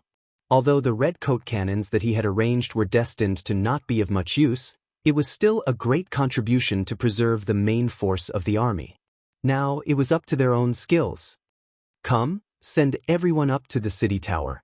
The cannons have stopped firing. The 5-Star Army should be preparing to attack." For a moment, the sound of soldiers shouting could be heard everywhere. The southern Ming soldiers who had been hiding also began to rush up the city tower. However, when they really reached the city tower, they realized that there were no enemies in front of them. There was also no sign of the 5-Star Army. What's going on? Why didn't they charge? Many of the generals on the city tower were puzzled. Guan Ying also did not immediately understand. He stood there and was vexed. Suddenly, he thought of a possibility. He immediately shouted, "Not good, the 5-Star Army is going to continue firing. Quickly, everyone retreat." After shouting, Guan Ying ignored the others and was the first to go down the city tower. At this moment, the cannons sounded again. The 5-Star Army's cannons had covered the city for the second time. As a person from the future, Yang Chendong was naturally more familiar with the use of cannons than other people. For example, the second cannons had already been used during the anti-Japanese war. This method would often cause the enemy to be unable to grasp the situation and would often cause them to pay a heavy price. Previously, Yang Chendong did not know that Guan Ying had withdrawn the army in advance. The second cannons that he ordered were just a habit. It was this habit that caught the southern Ming army off guard and caused them to suffer heavy losses. Many of the southern Ming army still did not know what was going on. While they were still crowded on the city tower, the cannons rumbled and landed on the city wall. One by one, the southern Ming army was blown away, killed, or injured. Just the second round of cannon fire had affected at least 4,000 southern Ming soldiers. When the cannons stopped, the city tower was filled with broken limbs. Occasionally, there were people who were lucky enough to survive. However, they were also injured and crying in pain. At this time, there were no effective anti-inflammatory drugs. Once the injuries were too serious, they were basically waiting for death. Less than 4 hours after the battle started, there were already more than 1,000 injured people. Moreover, these people might not be able to be treated. Guan Ying's expression became even uglier. He was not afraid of the 5-star army attacking the city. With his preparations in advance, as well as the sufficient troops and food in the city, he was confident that he could fight a big battle with the 5-star army. Even if he could not win, he would be able to remain undefeated for a certain period of time. However, the feeling of not being able to see anyone and being hit by long-range cannons was really not good. It gave people a feeling that they could not use their strength. The cannons stopped for the second time. This time, the 5-star army moved. However, they only sent out a few people. Each of them held a metal loudspeaker and came to a place 1 arrow away from the city tower. They shouted loudly, "Southern Ming Army, listen up. The 5-star army is willing to accept the injured Southern Ming soldiers because we are all Han people. You just need to use a crane to lower them down from the city tower. Then, our army will take them away for treatment to save their lives. There is no need to thank us. If you want to thank someone, thank your parents for giving birth to you in the land of Han people. Southern Ming Army, listen up. The 5-star army is..." The shouts came again and again. Several people took turns to shout. There were people below the city gates. This way, they could ensure that the Southern Ming soldiers in the city could hear them clearly. After another half an hour, the people who had shouted finally turned around and left. Seeing the 5-star army leave, a few generals looked at Guan Ying worriedly and asked, "General, what should we do? How was this treating a patient?"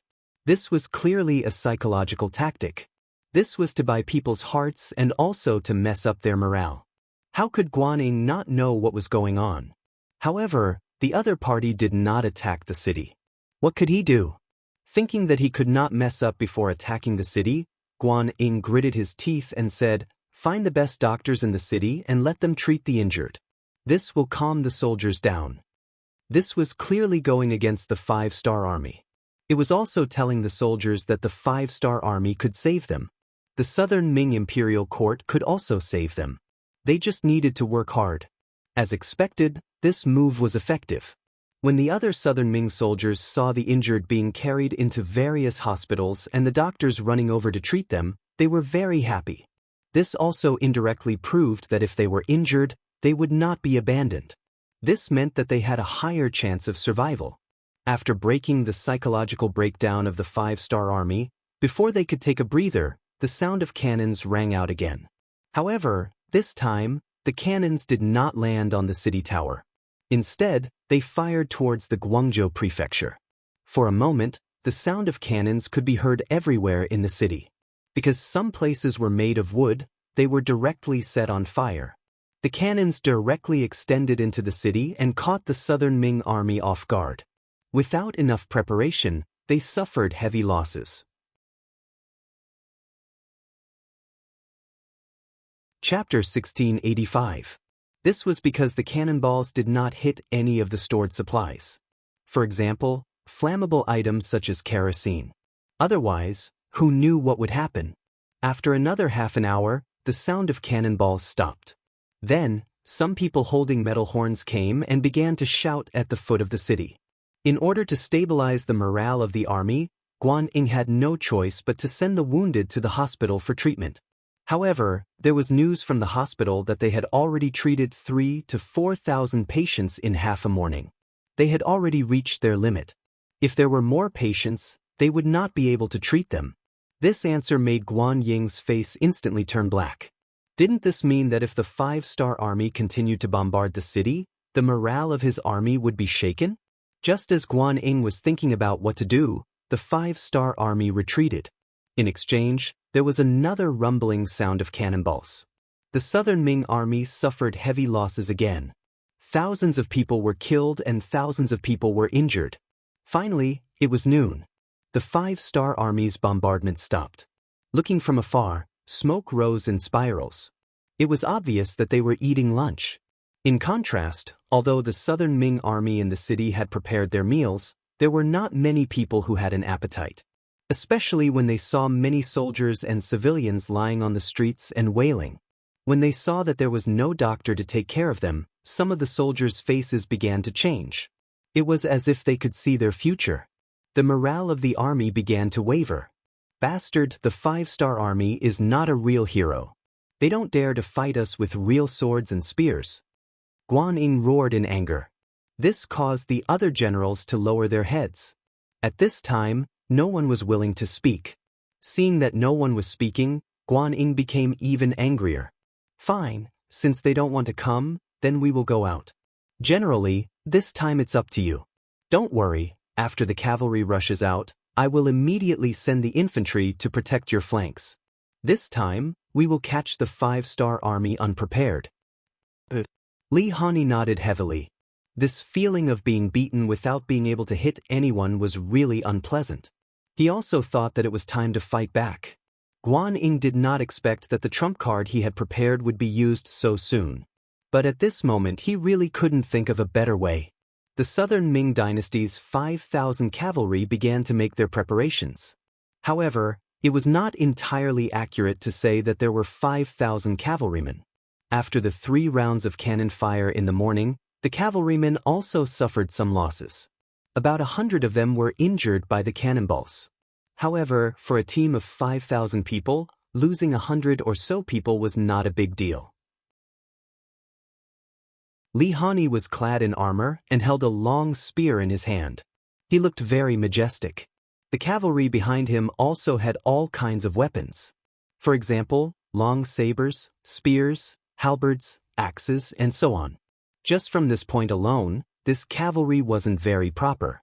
This was because everyone knew that if cavalry wanted to develop their advantages, they had to be flexible, quick, and take advantage of the situation.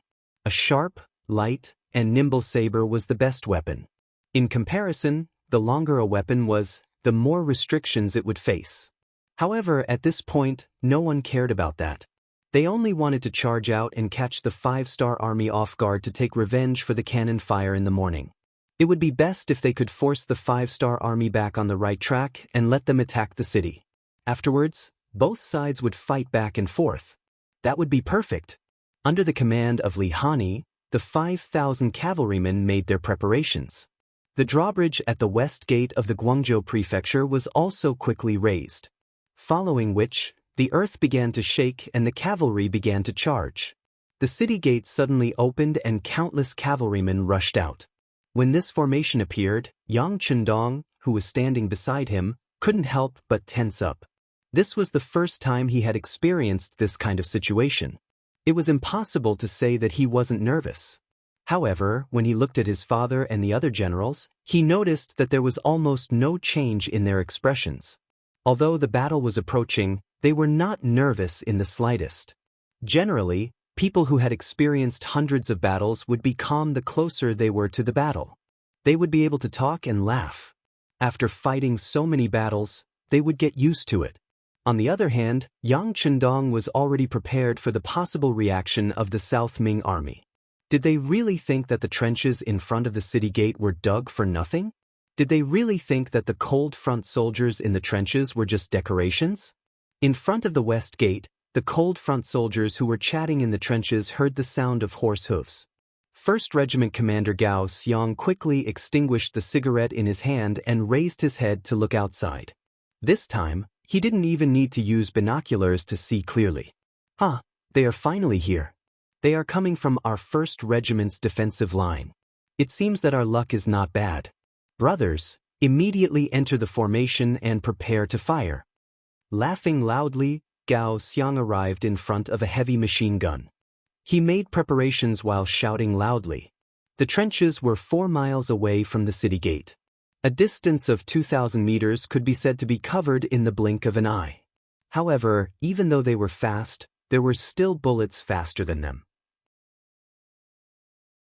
Seeing that the enemy had exited the city gate and was less than 2 miles away from them, Commander Gao Xiang started counting down silently in his heart. 5, 4, 3, 2, fire. The first to sound was the heavy machine gun in his hand. Following that, gunshots continued to sound, accompanied by the sound of rocket launchers exploding from time to time, greatly suppressing the charging formation of the cavalry. Under the barrage of gunfire and cannon fire, the southern Ming cavalry that charged forward were cut down like chives, falling to the ground one after another. In order to display their advantage, Li Hani even formed a charging formation and gathered the cavalry together. This originally allowed them to be like a knife that stabbed into the enemy's camp. However, when faced with the powerful firearms of the 5-star army, this method was equivalent to helping the flintlock soldiers and was equivalent to gathering together to become live targets. As the saying goes, the faster you charge, the faster you die. The closer you charge, the faster you die.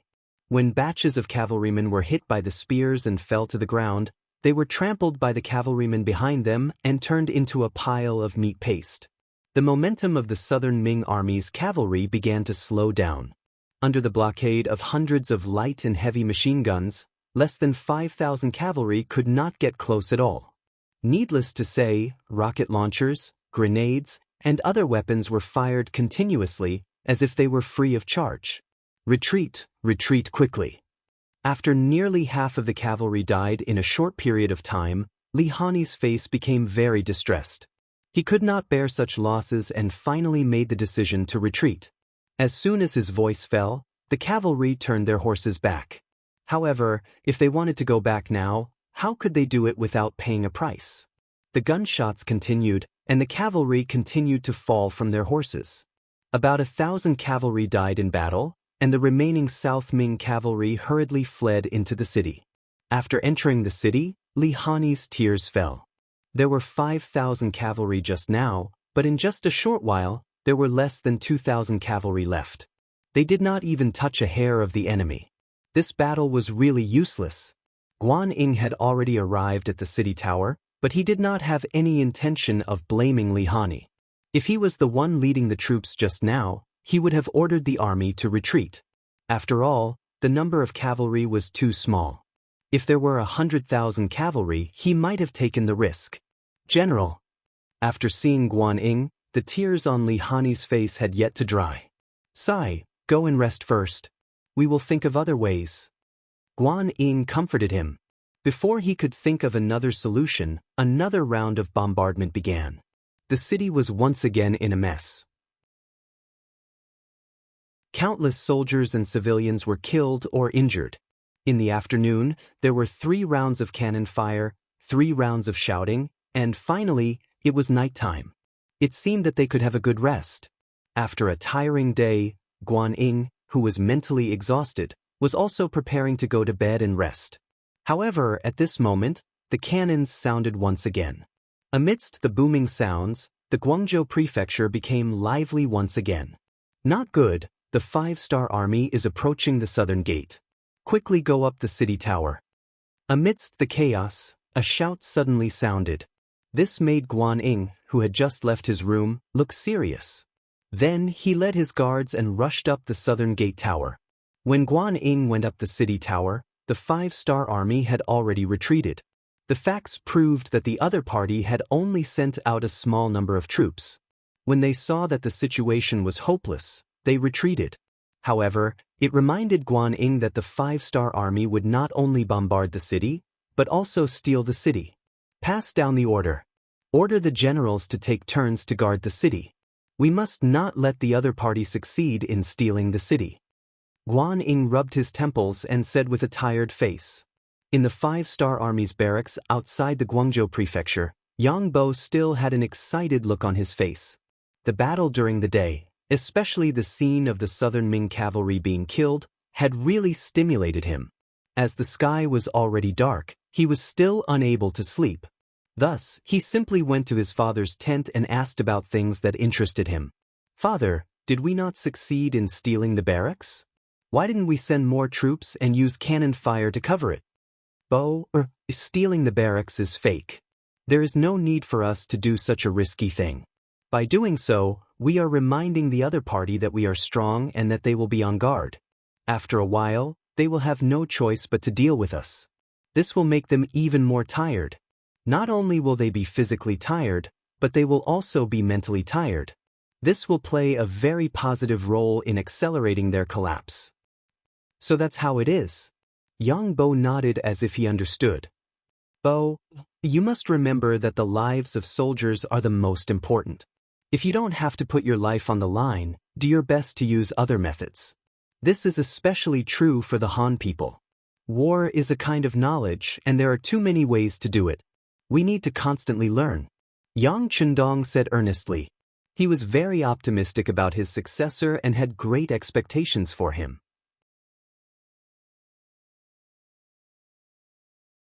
Chapter 1686. Yang Bo nodded heavily. On this day, he truly witnessed the cruelty of the battlefield. Although he could not enter the city and could not see the tragic scene in the Guangzhou prefecture, he could still imagine it. Just like what his father Xinri said, since these people chose to be enemies with Yang Xie, then regardless of whether they were soldiers or civilians, they were all enemies. Yang Xie could not be soft-hearted towards his enemies. Since Yang Xie had powerful cannons, why not use them? To be able to obtain victory and reduce the number of casualties, this was definitely the best choice. On this night, Yang Chendong asked a lot of questions and Yang Chendong explained a lot. This suitable successor was on his way to becoming an outstanding successor. On the same night, the Guangzhou prefecture was filled with wailing sounds. Compared to before, everyone's mood was obviously much lower now. Especially the wounded soldiers who had already been abandoned. Since there were not enough doctors, they were gathered together. Their only treatment was that someone would make porridge for them. As for whether their injuries would become inflamed and whether they could survive, it would depend on their fate. When they were surrounded by a group of poor people, a group of injured people, this kind of sadness would be infinitely magnified. It was unknown who it was that suddenly shouted, "Since the 5-star army is willing to accept us, and is willing to provide us with treatment conditions, then why don't you let us go? Yes, we are already useless. We can only wait for death if we stay here. You should let us go." As soon as the voice fell, it was immediately echoed by other people. "Let us go, we want to live. We just don't want to die," sob, sob, sob. Shouts, cries, curses, and pleas rose and fell one after another. Soon, it filled the entire area. When the shouts spread out, the soldiers who were walking outside were shocked. More people also felt sympathy for them. It was as if they could see themselves tomorrow. These South Ming soldiers thought that the wounded soldiers should be sent out of the city. Everyone had the right to live, right?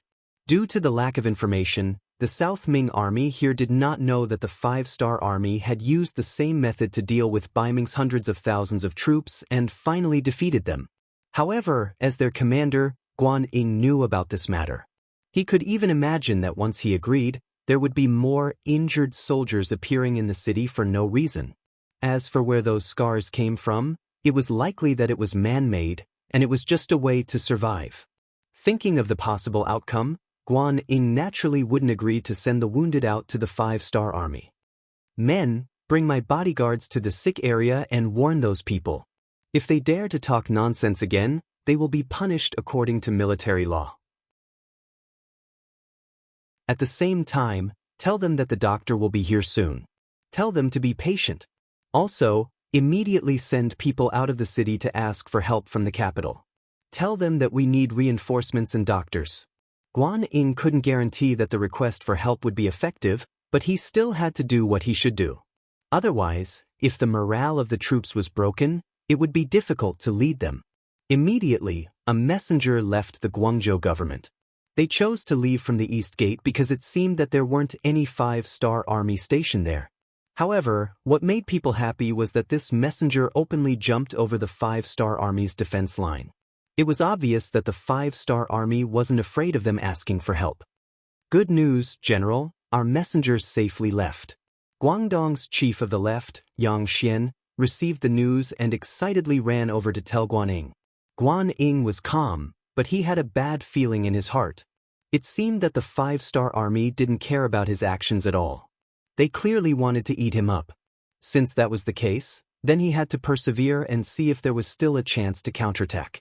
Perhaps the other two provinces would defeat the 5-star army and come to help him. As long as there were reinforcements, they would be able to kill their way out and surround the 5-star army outside the city like a dumpling. The night passed in fear and trepidation. Every half an hour, there would be cannonballs entering the city from outside.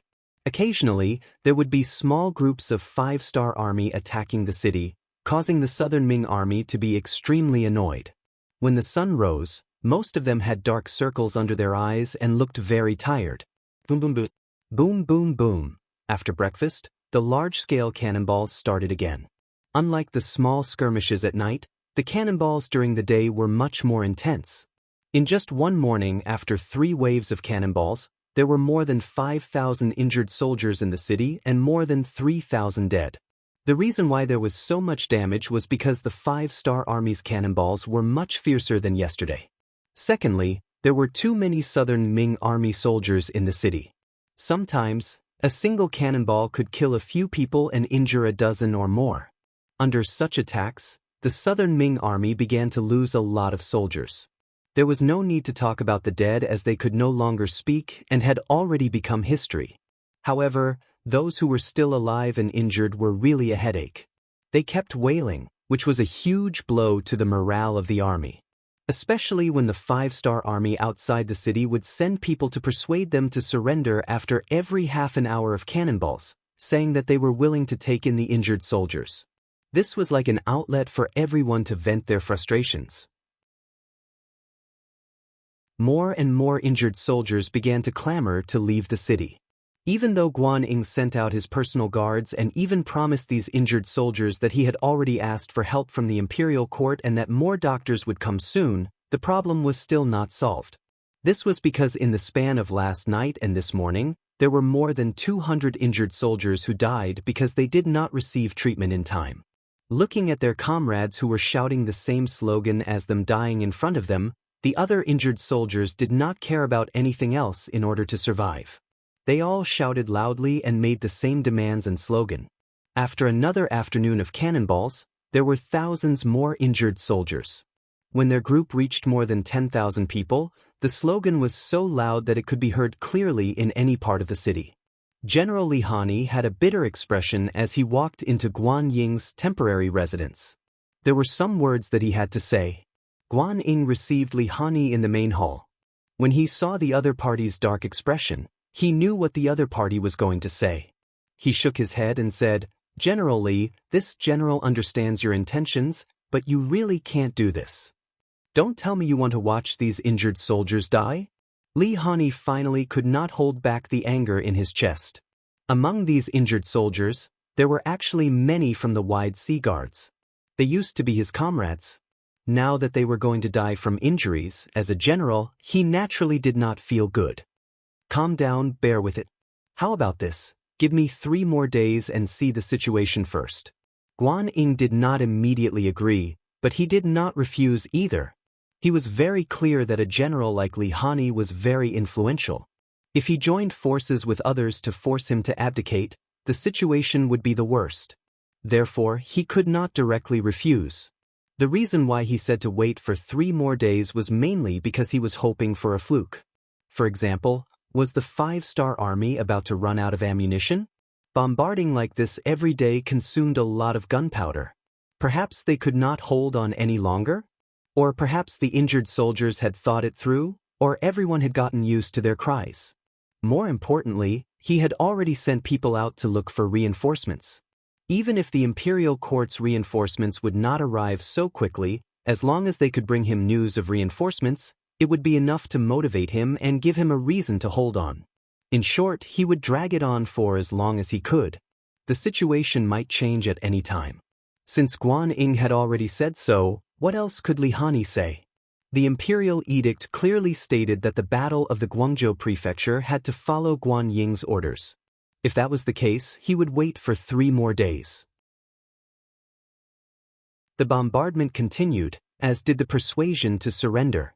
Yang Chendong did not order the soldiers to attack the city. He only continued to bombard the city with cannons. The situation on the battlefield was also somewhat lukewarm. Compared to the battlefield in front of the Guangzhou prefecture, the Nanchang prefecture was about to fall into chaos.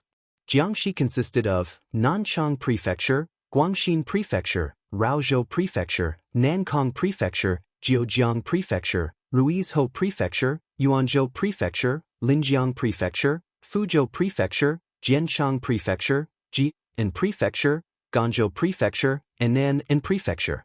One was San prefecture, Ning prefecture. There were 77 counties below. Due to the large territory, although it was not the fragrance of fish and rice, nor was it a heavily taxed area of the southern Ming Empire, it was still a strategic location. This time, the southern Ming Empire had sent 200,000 soldiers here. In addition to the 100,000 soldiers from the original province, there was a total of 300,000 soldiers. Although it was not as strong as the 450,000 soldiers of the Guangzhou prefecture, it was still a strong military force. Although Jiangxi's secretary of the left, Li Qing, was very nervous, he was relieved when he learned that the five-star army had only sent a little over 100,000 soldiers. The reinforcements sent by the imperial court were led by General He Ku. When the command of the 300,000 soldiers was handed over to him, one could clearly see that he was excited. He Ku was a veteran general in the army. He was in his 40s and he was at his most mature and stable age. However, the moment he held military power, he unknowingly became arrogant. He Ku, who did not come from a good background, had relied on his own efforts to get to where he was today. Because of this, he desired power more than others. Now that he finally had power in his hands, he wanted to perform well. Especially when he learned that the five-star army only had a little over 100,000 soldiers, which was a third of his forces, he decided to take the initiative to attack. The 300,000 soldiers were organized into 6 square formations by He Ku. Each formation had 50,000 soldiers. 3 of them were in charge of facing the enemy head-on, 1 was in charge of attacking from the back, and the other 2 were in charge of flanking the enemy. Once they formed an encirclement, it would be time for them to attack from all sides. This matter was decided. In the past, when He Ku led troops to suppress bandits, he did this. Reality proved that this method was very effective.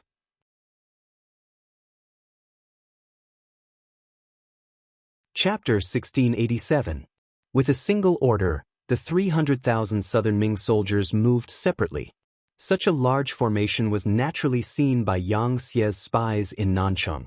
Following this, a telegram was sent over to the commander of the world's #1 cavalry army, Tian Hu, who was also a member of the military council. Now that Tian Hu had entered the military council, his position was no longer just the commander of the world's #1 cavalry army. What he needed to do was to look at the overall situation and guide it. Naturally, this time, he was the leader of the army in Nanchang. When the telegram was sent to him, a burst of laughter was heard. Good, good. This He Ku really knows me well. It was no wonder that Tian Hu was so happy. When he learned from the telegram that the southern Ming army in Guangzhou was like a tortoise hiding in the city, Tian Hu thought that the enemy in Nanchang would do the same. If that was the case, the world's #1 cavalry army would not have the chance to show off their strength. They would still have to rely on the guns and cannons of the cold front.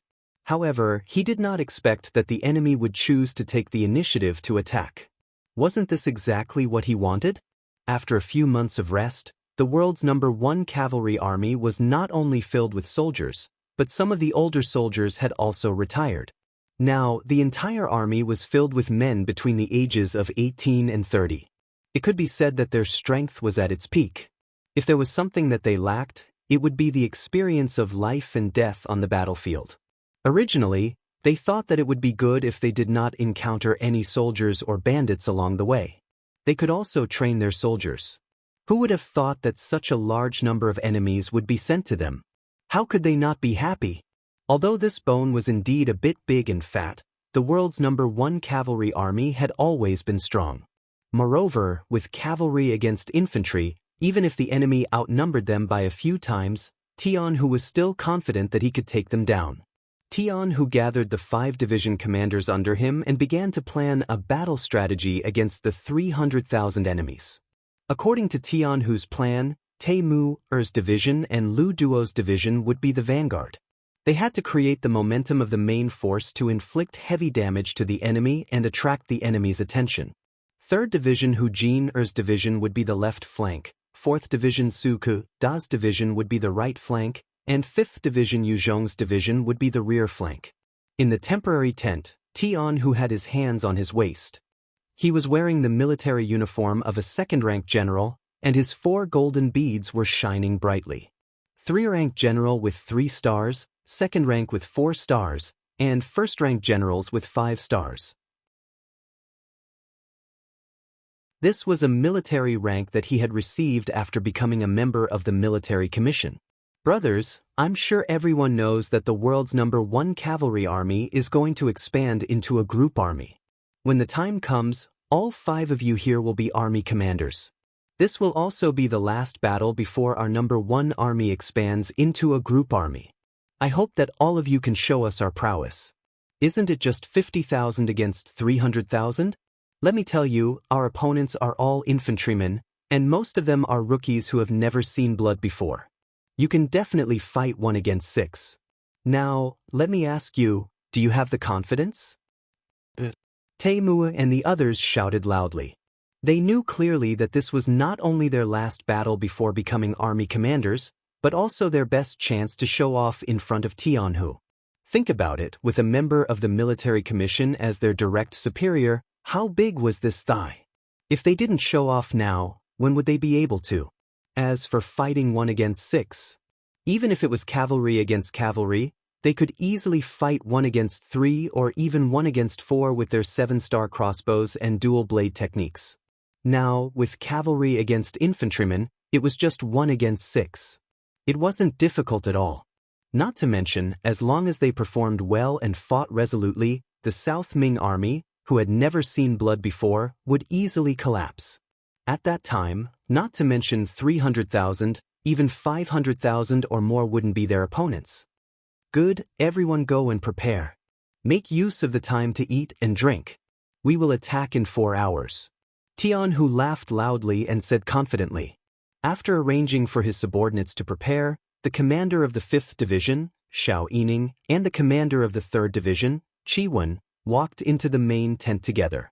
As soon as they met, Xiao Yining complained, "Commander, it's not that bad.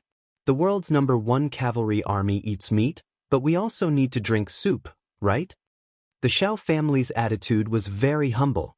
If it wasn't for the fact that Tian Hu was the commander of the world's #1 cavalry army, he might not have even looked them in the eye.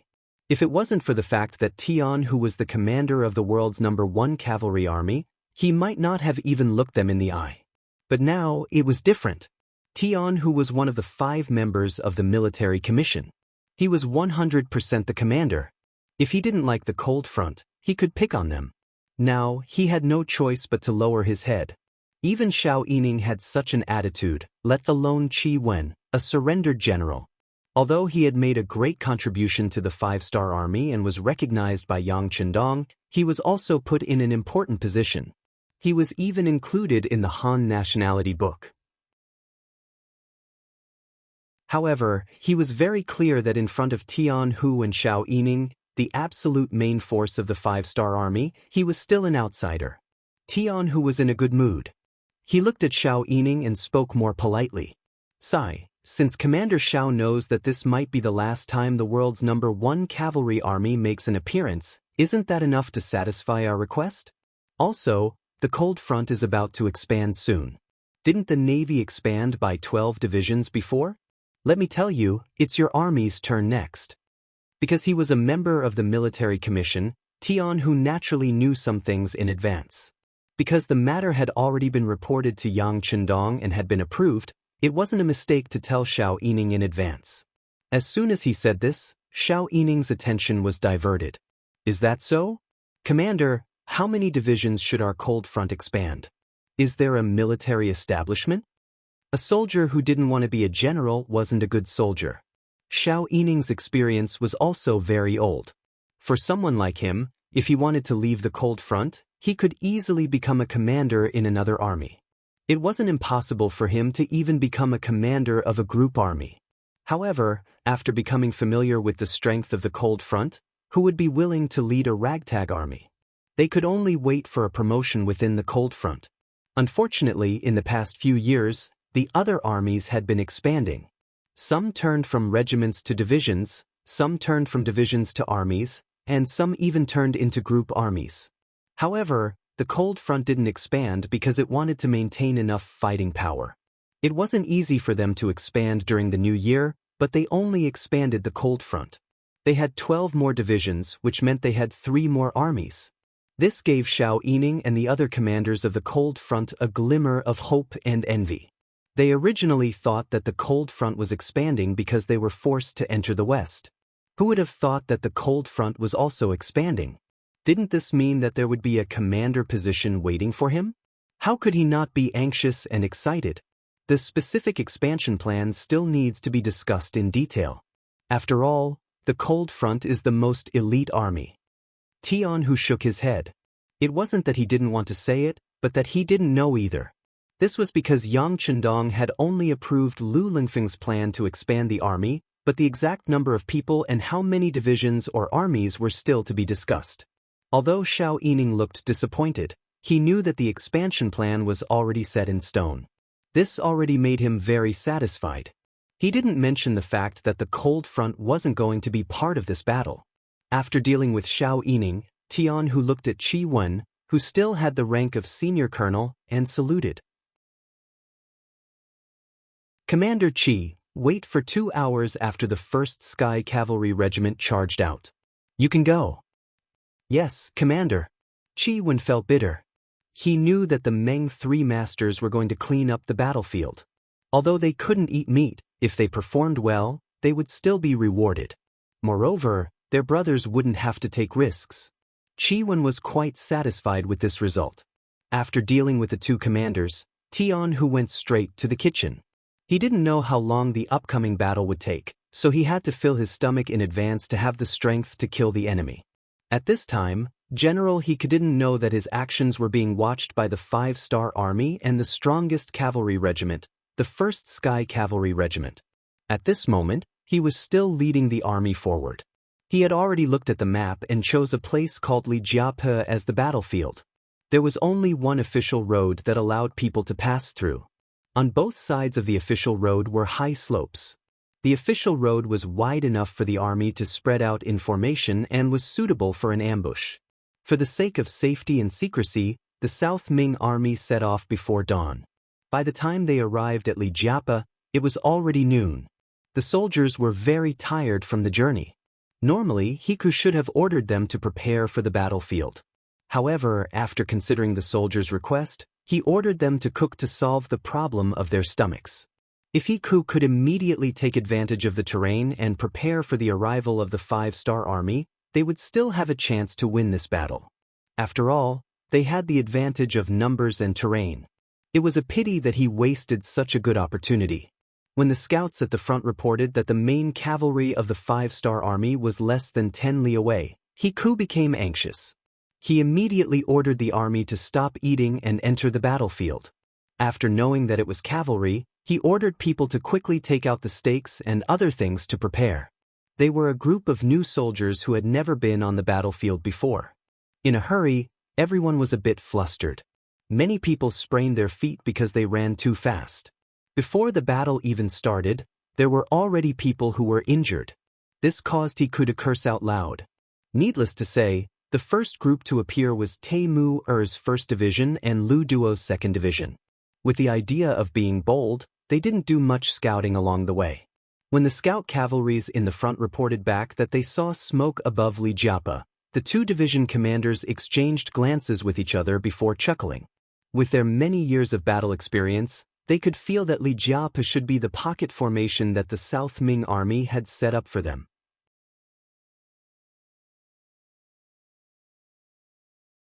Chapter 1688. They didn't even know that they couldn't light a fire while marching. It seemed like the ability of the Southern Ming Army's commander was only average. How could Taimu and Lu Duo know that Hiku's biggest battle was to suppress bandits? Naturally, he didn't need to be so careful when doing such a thing. Immediately send someone to report to the military commander. Tell him that the enemy is most likely setting up an ambush at Lijiapa. In order to catch them off guard, our 1st and 2nd divisions have decided to take the initiative to attack. I hope that the military commander will immediately arrange for the other divisions to surround them. The 1st Division commander, Tae-mu-er, said to the telegraphist beside him. After the telegraphist finished recording the contents and left, Tae-mu-er said to Lu Duo, "How about it? Do you want to compete? All right. Let's see who can fight more fiercely and kill more people." Ha! Lu Duo laughed, unwilling to pass on his responsibility. "Okay, inform the rest to prepare for battle. Put on your armor and take out your Big Dipper crossbows." Tae-mu-er laughed heartily as he galloped on his horse.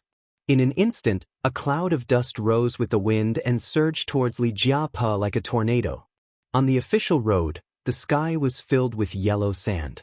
Looking from afar, it was impossible to tell how many cavalrymen there were.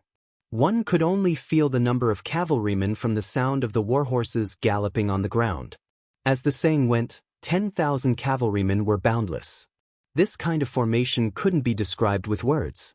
General Hiku, who was setting up an ambush at Lijiapa, became excited when he heard the rumbling sounds of the warhorses galloping on the ground. He knew that the main force of the 5-star army had arrived. This meant that his chance to make a big contribution had arrived. Hiku, who was too excited, didn't pay attention to the reactions of the Southern Ming soldiers beside him.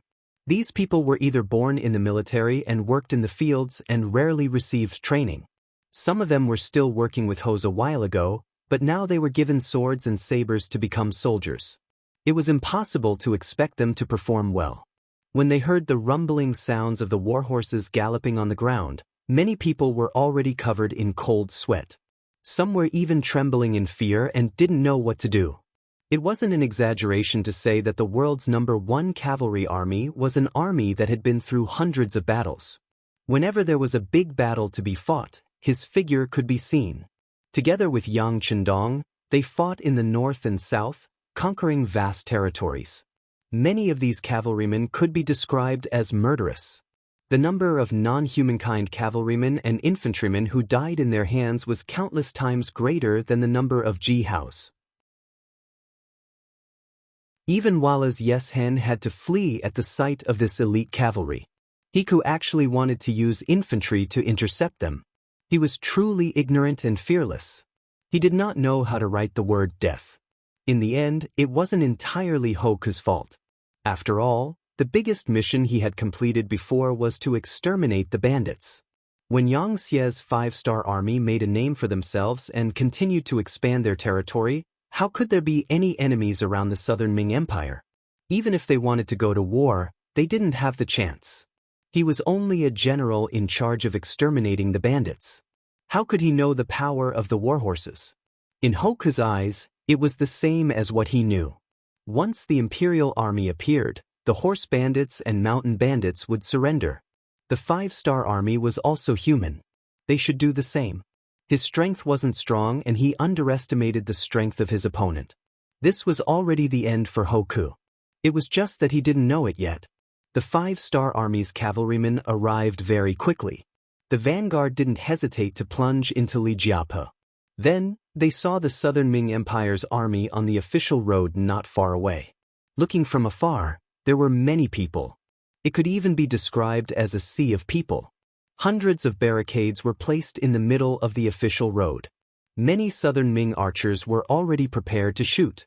It was as if this was a trap and whoever fell into it would be dead for sure. It was obvious that this was an ambush. However, in the eyes of Tae-mu-er and Lu Duo, these were just decorations. They didn't feel the slightest bit of fear. On the contrary, they even increased the speed of their warhorses. The vanguard cavalrymen had already taken out their iron hooks and charged towards the barricades in front of them. Good, they're all in. They're all in. Hoku was excited.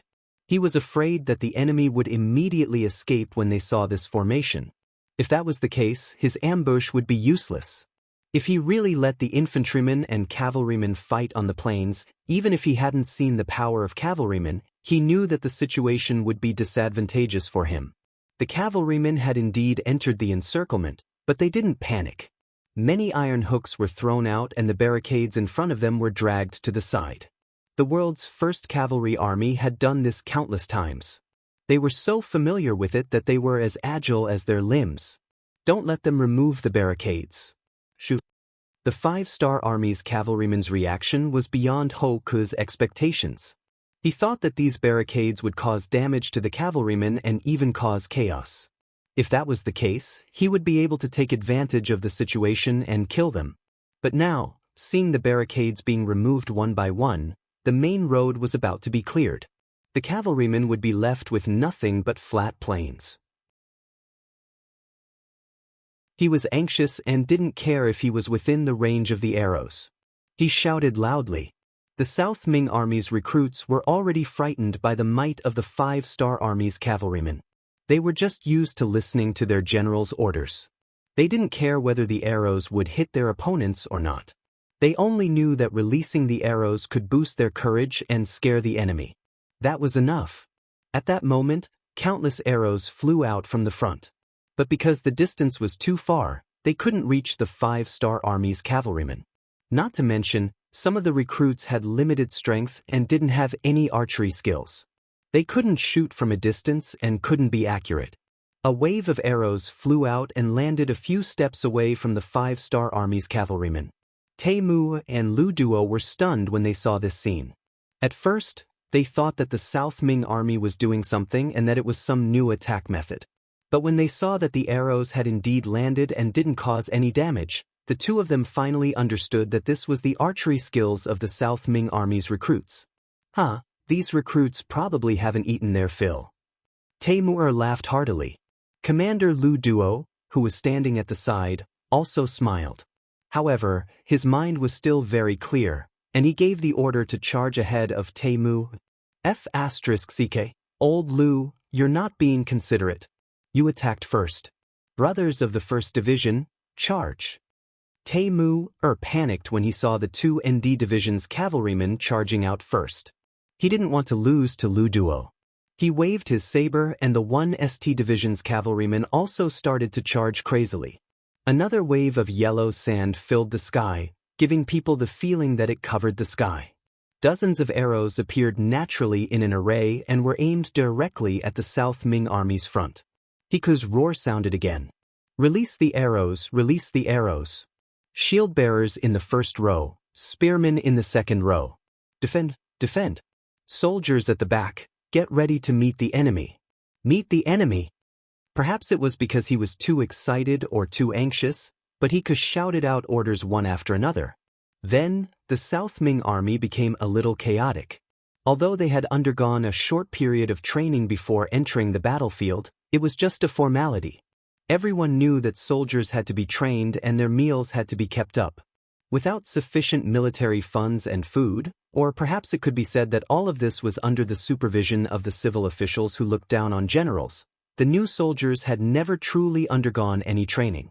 Once a general had a request and wanted to train elite soldiers, the civil officials in charge of logistics would stand up and reject the request on the grounds that this wasn't a battlefield and there was no need to be so strict and serious. In the end, they didn't want the soldiers to exhaust too much energy and waste too much food because of training. This was the result of using literature to control military force. In front of these scholars who boasted that they were a cut above others, fighting and killing was something that only boorish people would do. These people's lives were naturally as cheap as dogs and weren't worth investing in. Due to the lack of training, many of the recruits were thrown into chaos on the battlefield. Especially when Hiku's orders were given one after another. Many people didn't even understand what was going on with the first order before the second order was given. This caused a situation of chaos on the battlefield. On the battlefield, a delay of a minute or a second could lead to a missed opportunity and lead to a huge mistake. Facing the attack of the world's #1 cavalry army, the South Ming Army actually showed signs of chaos.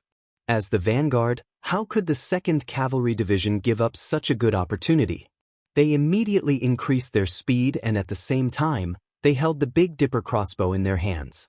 This kind of close combat weapon that could fire continuously, other than its range being inferior to a flintlock, was already very powerful. It was because of this that the world's #1 cavalry army was able to win battles with a small number of troops and complete seemingly impossible missions. 200 steps. 150 steps. 100 steps. 80 steps. They were getting closer and closer. The South Ming Army's arrows once again flew out and landed in front of the charging warriors of the world's #1 cavalry army. It caused a certain number of casualties, but if one looked carefully, it was very effective. Apart from the cavalry's skillful horsemanship, which allowed them to perform various evasive maneuvers to avoid the arrows, the armor on their bodies also played a great role in protecting them. This kind of armor was 3 centimeters thicker than ordinary armor and could block most of the arrows from entering the body. Even if they were hit, as long as it wasn't a critical position, they would only be lightly injured. Especially when they were around 60 steps away, the damage of the arrows seemed to increase. The tips of the arrows that were charging at the front were hit and had no choice but to retreat and rest. However, the damage only stopped there. When the distance was only 50 steps or even closer, the Big Dipper crossbow showed its power.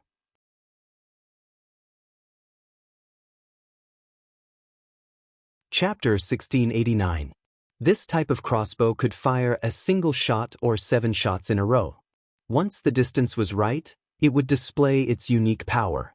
One after another, the crossbows flew forward and fell into the Southern Ming Army like steel needles. Cries of pain sounded from all directions.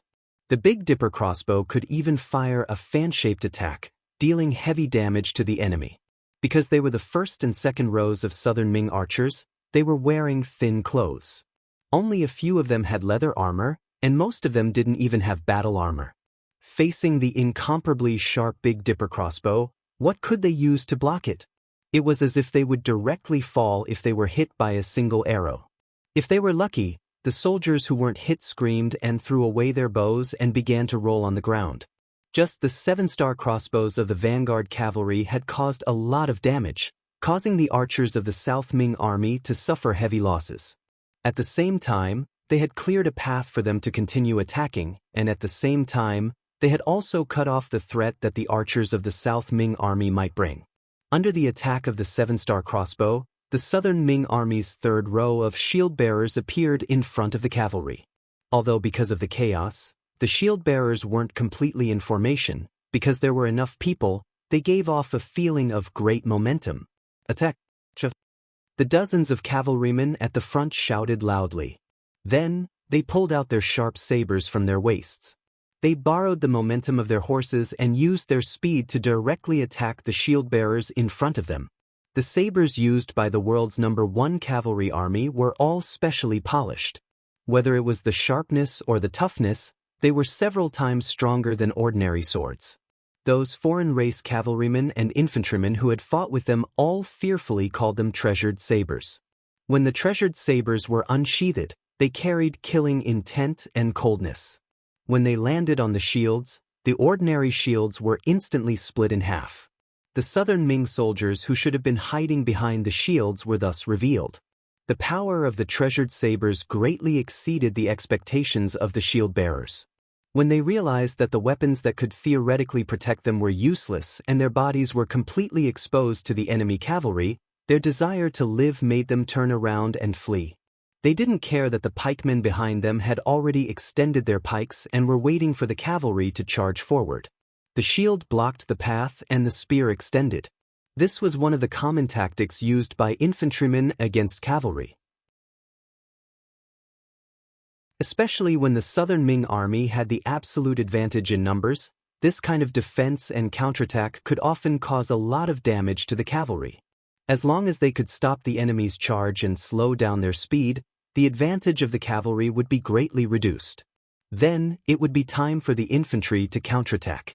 Unfortunately, all of this was just a theory. When the shields disappeared and the soldiers charged forward, they would directly crash into the spearmen behind them, causing the formation to become chaotic. This so-called theory would not work at all.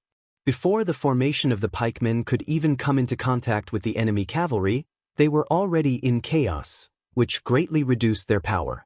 By the time the cavalry truly charged over, the tip of the pikemen disappeared with a flash of saber light. The pikemen's counterattack was reduced to nothing. More than 100 years later, the scene of the slave construction cavalry charging to kill the great Ming army happened in advance. The difference was that this time, it was the five-star army that was attacking. The difference was that the five-star army's attack was more ferocious than the slave construction cavalry. After the formation of the archers, shield soldiers, and pikemen were broken, the defense of the southern Ming army was quickly paralyzed. Countless southern Ming soldiers began to desperately run to the back. At this time, they had already forgotten their mission. They only knew that if they rushed back, they might have a chance to live. The development of the situation on the battlefield was completely different from what they had imagined. It wasn't that whoever had more people would win. If this was the case, then each country didn't need to go to war. They could just directly develop their population. Although the five-star army only had 20,000 cavalrymen, they were all elite veterans. Even the newly recruited soldiers were the best of the best. They were all people who had seen blood and killed people before. Compared to the southern Ming army, which was full of new recruits, many of them hadn't even killed a chicken before. This was simply incomparable. Once the seven-star crossbows were used, the southern Ming army's formation was disrupted.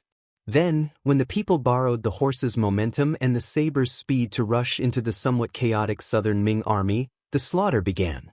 Although these were all Han people and would be the cornerstone of the Yangtze's development in the future, in order to obtain a great victory and completely defeat the southern Ming imperial court, they could only endure the pain and kill. This was also in order to preserve more Han people. Blood splattered everywhere. Human lives were like grass. The battlefield had always been cruel. It wasn't a game of life and death. If one had a kind heart, the only one who would die would be himself. When everyone understood this principle, the only thing left was to kill. After the tip of the arrows pierced into the southern Ming army, it was like a large meat grinder. Any southern Ming soldiers who were in front of the five-star army or who dodged a little slower had their heads and limbs separated from their bodies. The smell of blood rushed into the noses of the southern Ming recruits. Ugh! The southern Ming recruits who had never experienced this kind of battle only felt waves of nausea. Then they had no choice but to squat on the ground and vomit. Especially when the warhorses of the five-star army galloped past and trampled the corpses on the ground like mud. The visual impact made the southern Ming Empire recruits unable to control their bodies. They didn't even have the strength to wield their swords and spears. Other than vomiting, they could only vomit. Everyone stand up. Don't squat down. Don't put down your weapons. Hiku saw the situation develop to this point and roared in anger. Unfortunately, on the chaotic battlefield, under the sound of the horses' hooves, his shout was quickly drowned out and couldn't cause any waves. "General, let's retreat. We can't stop them." A soldier came in front of Hiku and said this sentence. Then he directly carried Hiku, who was still cursing, and retreated to the back of the army. This was only a formation of 60,000 people. Behind them, there was still a formation of 60,000 people standing there intact. As long as they regrouped with them, they wouldn't have to worry about not having a chance to counterattack. Hiku retreated and this scene was discovered by some of the recruits. At that moment, their last bit of will to resist no longer existed. They either fled in all directions or threw down their weapons and knelt on the ground to surrender. The army was defeated like a landslide. Even if there were 60,000 pigs, it would take at least a few days for the 20,000 cavalrymen of the five-star army to capture them. But now, under the iron hooves of the five-star army's cavalrymen, the 60,000 infantrymen couldn't even hold on for an hour and were completely defeated. On the battlefield, the fighting spirit of the southern Ming recruits was rapidly disintegrating. Even Taimur and Lu Duo, who were leading the troops, didn't expect this scene. They originally thought that with so many troops, they would still have to hold on for a while. But now, it seemed that victory came too suddenly. This was a good thing. Without needing to give orders, the five-star army's cavalrymen chased after Hiku's retreating footsteps. In front of them, there were countless southern Ming recruits. These people didn't choose to surrender immediately. Instead, they wanted to escape back to their own camp. Because they chose to escape, their existence was a great threat to the 60,000 people behind them. When they saw the 5-star Army's cavalrymen coming and saw that there were more of their own comrades in front of the cavalrymen, the commanding general was somewhat helpless. He didn't even dare to give the order to shoot arrows because it was very likely that the arrows wouldn't hit the enemy cavalrymen, but their own infantrymen. Hiku was also running among the defeated troops. When he saw that the 60,000 people behind them didn't choose to shoot arrows, he heaved a sigh of relief. Now that he was among the defeated troops, wouldn't he also lose his life if he released arrows? There was only one thing on his mind right now, and that was to escape to the rear. These 5-star Army cavalry were too ferocious, and he would not fight with them in the future. It was better for him to obediently retreat back to Nanchang City and guard it. Hiku, who only cared about escaping, even forgot to let the troops lying in ambush on both sides of the official road attack. Or rather, even if he remembered now, he had no way to inform them.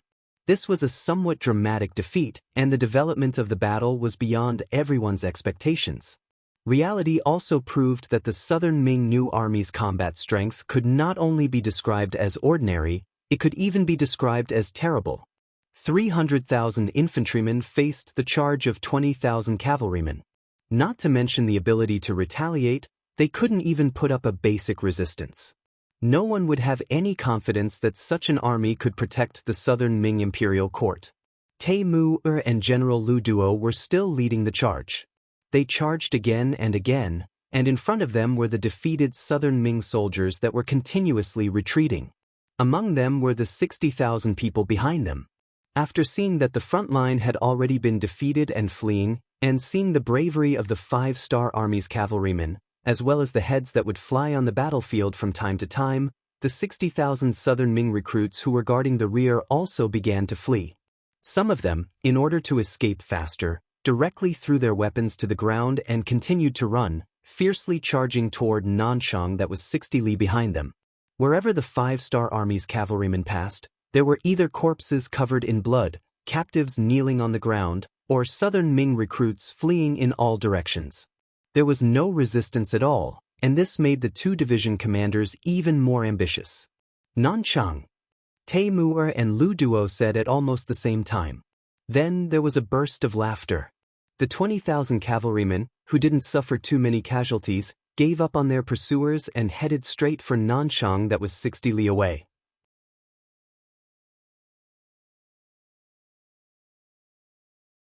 Chapter 1690. Instead of capturing captives everywhere, it would be better to directly attack the Nanchang prefecture. As long as they occupied the place, these deserters would become turtles in a jar and would not be able to escape. Of course, when they were attacking, they did not forget to send a telegram to Tian who was behind them. They gave a simple summary of their thoughts and the situation on the battlefield. When the telegram was sent to Tian Hu, he was leading the army towards Lijiapa. They were not moving at their fastest speed. Tian Hu's idea was to let the two cavalry divisions consume the enemy's strength. When the enemy was exhausted, he would suddenly appear with the main force and win. He never thought that the battle would go so smoothly. Tian Hu could only give up his previous plan and said to the telegram operator, "Immediately send a telegram to the 3rd, 4th, and 5th divisions. Tell them to quickly go to the battlefield and capture the captives. Order the army to speed up. Tell everyone that if they are late, they will not be able to drink the soup. Lastly, send a telegram to the 3rd division. Tell them to speed up and take care of the captives." Telegrams were sent out one after another. At this time, if one could look down from the sky, they would see that with Lijiapa as the center, there were several cavalry units moving quickly and surrounding him. Behind the cavalry, there was also the 5th Division of the Lu Lungfeng Division. Although they were the last to set out, they were quickly approaching the battlefield with their 3-wheeled motorcycles. Their vanguard had even caught up with the 3rd Division. Nanchang Prefecture. The sky was getting dark. There were scattered soldiers standing guard on the city walls. But from their relaxed expressions, they did not realize that the battle was about to begin. There was less than half an hour before the city gates closed. The soldiers on the city walls began to gather in 2s and 3s to chat. From time to time, they would even laugh. They were so relaxed because they were very optimistic about the situation on the front line. After all, the 300,000 infantrymen were already prepared. They were only facing the 100,000 five-star army from afar. They should have a high chance of winning. Even if they could not win in a short time, they could still be in a stalemate. As for the Nanchang prefecture, it could be said that it was safe. Since that was the case, why was there a need to be so nervous? Not only the soldiers, but even Li Qingzhua, the political envoy of the city, was also holding a banquet for the tyrants in the city. Once the war started, they would need a lot of money and food. There was only one reason why they had gathered these people, and that was to ask them to donate money and get food. Li Qing was very confident in doing this. After all, Yang Xie's policies had already spread throughout the southern Ming dynasty. Those who surrendered could take 20% of their family's wealth and move out. Those who didn't surrender and did evil would be killed and their property confiscated. Those who didn't surrender and didn't do evil would be captured and released. They could only take 10% of their family's wealth and move out. This kind of policy was unacceptable to all magnates. Why should they hand over the wealth and land that they had worked so hard to create for several generations? With such a sharp contradiction, there was only one way to resolve it, and that was to fight. It would be best if they could defeat the five-star army. At the very least, they had to keep them out of the city. That way, they could continue to live above others. For the sake of their better days, they could only donate some money and food. Although they felt some heartache, they could only do as they were told. When Li Qing's invitation was sent to the tyrants, they all thought about it and came. For a moment, the Li residence was very lively, and it didn't feel like a war was about to break out. At this moment, outside the city, Temu and Lu Duo finally arrived with the cavalry before the city gates were closed. Then, they ignored their fatigue and directly attacked Nanchang City. When a large number of cavalry arrived, the southern Ming soldiers guarding the city gate were still confused about what was going on. When they felt the ground beneath their feet tremble, they looked in front of them in shock. When someone with sharp eyes saw that it was a cavalry with a bright red five-star army flag, he couldn't help but shout, "It's the five-star army's cavalry. Quick, quick, close the city gates." At this moment, it was too late to close the city gates. The five-star army's cavalry at the front had already drawn their bows and arrows. After a series of "shio shio shio" sounds pierced through the air, the southern Ming soldiers who were rushing towards the city gate were shot down to the ground. This frightened the other southern Ming soldiers. These new recruits who had never been on the battlefield and had never seen blood before did not continue to take the risk to close the city gates. They didn't even have the courage to go into the city to report. Instead, they tactfully knelt on the ground, threw down their weapons, and made a gesture of surrender. They were able to do this mostly because the five-star army's appearance was too sudden and ruthless. After all, no one wanted to die, so no one would take the risk. Another reason was that to the commoners, it was the same no matter who ruled over them.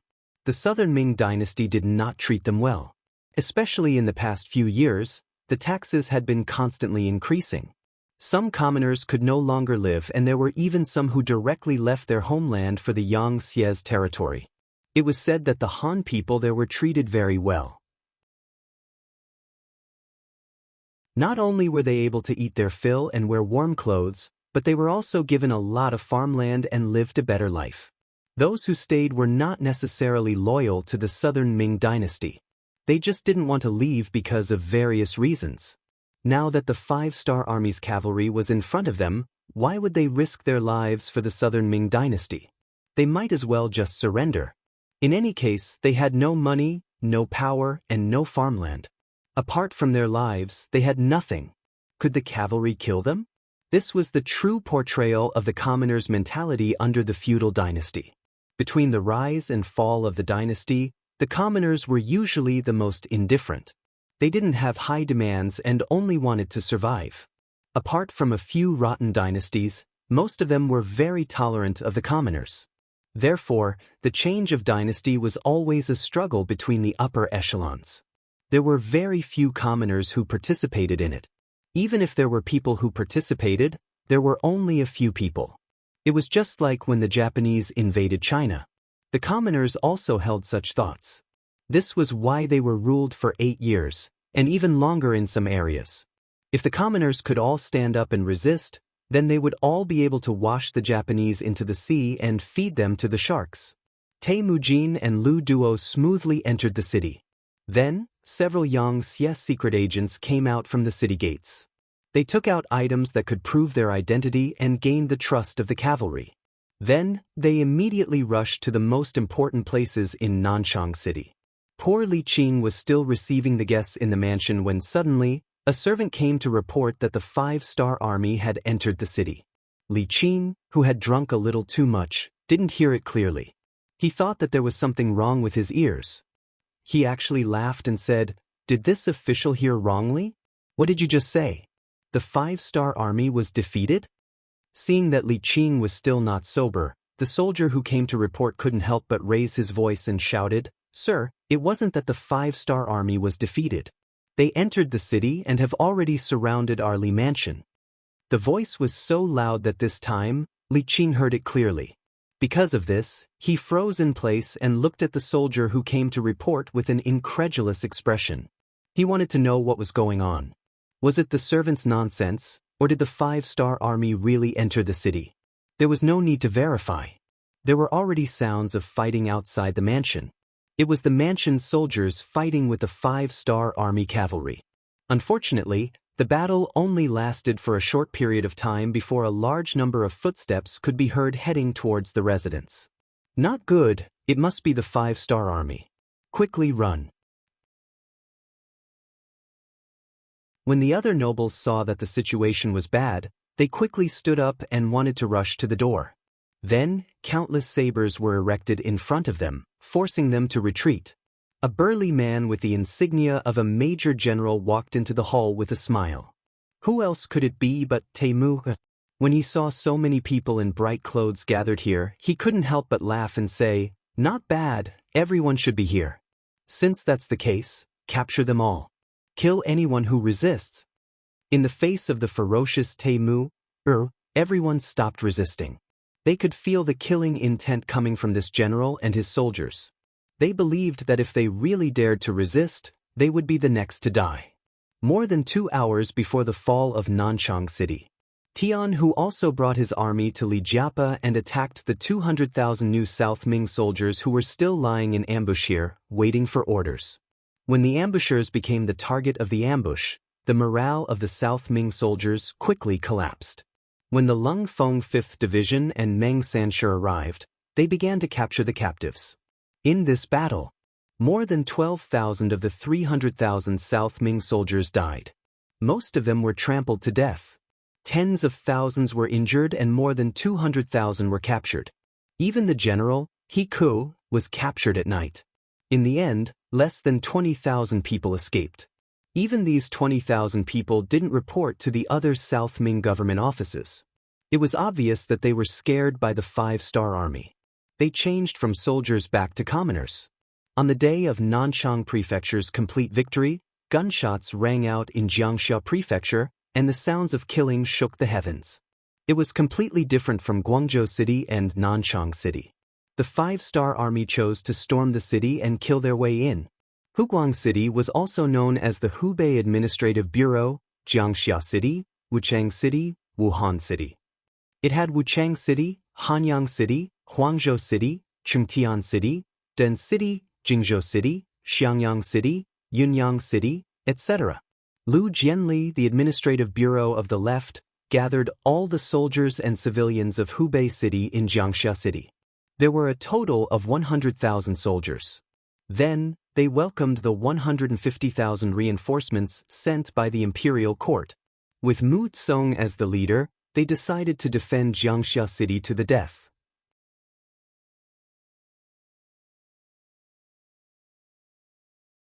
Chapter 1691. The eldest son of the former king of Shiping was chased into the mountains by the 5-star army. He survived by eating rats and ants and escaped to Yingtian Prefecture. Because he had experience fighting against the 5-star army and was the eldest son of the former king of Shiping, there was no problem with his loyalty. He was sent by Zhu Qizhen to guard Jiangxia. Mu Tsong didn't look happy at all as he held the 150,000 new imperial soldiers. He knew how powerful the five-star army was, so he discussed with Sir Lu Jianli to defend the city to the death. Mu Tsong said that they didn't have as many soldiers as the Nanchang Prefecture and Guangzhou Prefecture. They were also new soldiers. If they went out to fight, it would be suicide. It was better to use all of their strength to defend the city. They could hold on for a while longer and even turn the tide. Lu Jianli agreed with the suggestion to defend the city to the death. Jiangxia Prefecture immediately started to strengthen the city. All kinds of defensive weapons were also prepared. However, it was useless. When the five-star army arrived at the city, 100mm caliber field cannons were set up. All of the preparations were in vain. New Army Commander Su He, Leng Feng 4th Division Commander Ling Daqiang, and Meng 2nd Division Commander He discussed and decided to attack Jiangxia City. He, this is the first time the motorcycles are on the battlefield. It's a good opportunity to train the troops. Commander Ling Daqiang seemed to be very proud of this method and laughed. Su He and He didn't need to be mentioned. They both liked to be straightforward. Attacking by force was exactly what they wanted. The field cannons were set up and then the shells were fired. In just half an hour, a hole over 100 meters wide was blasted open on the city walls of Jiangxia Prefecture. Then the cavalry and motorcycles poured in through the hole. This was especially true for the three-wheeled motorcycle. There was a heavy machine gun mounted on it, and the soldier in the back was holding a light machine gun. With their cooperation, any Southern Ming recruit that entered their sight became a moving target. Bursts of gunshots rang out, and the Southern Ming soldiers fell to the ground one after another. Needless to say, the cavalry relied on the momentum of their horses and brandished their sabers. One by one, heads fell to the ground, and bodies fell to the ground.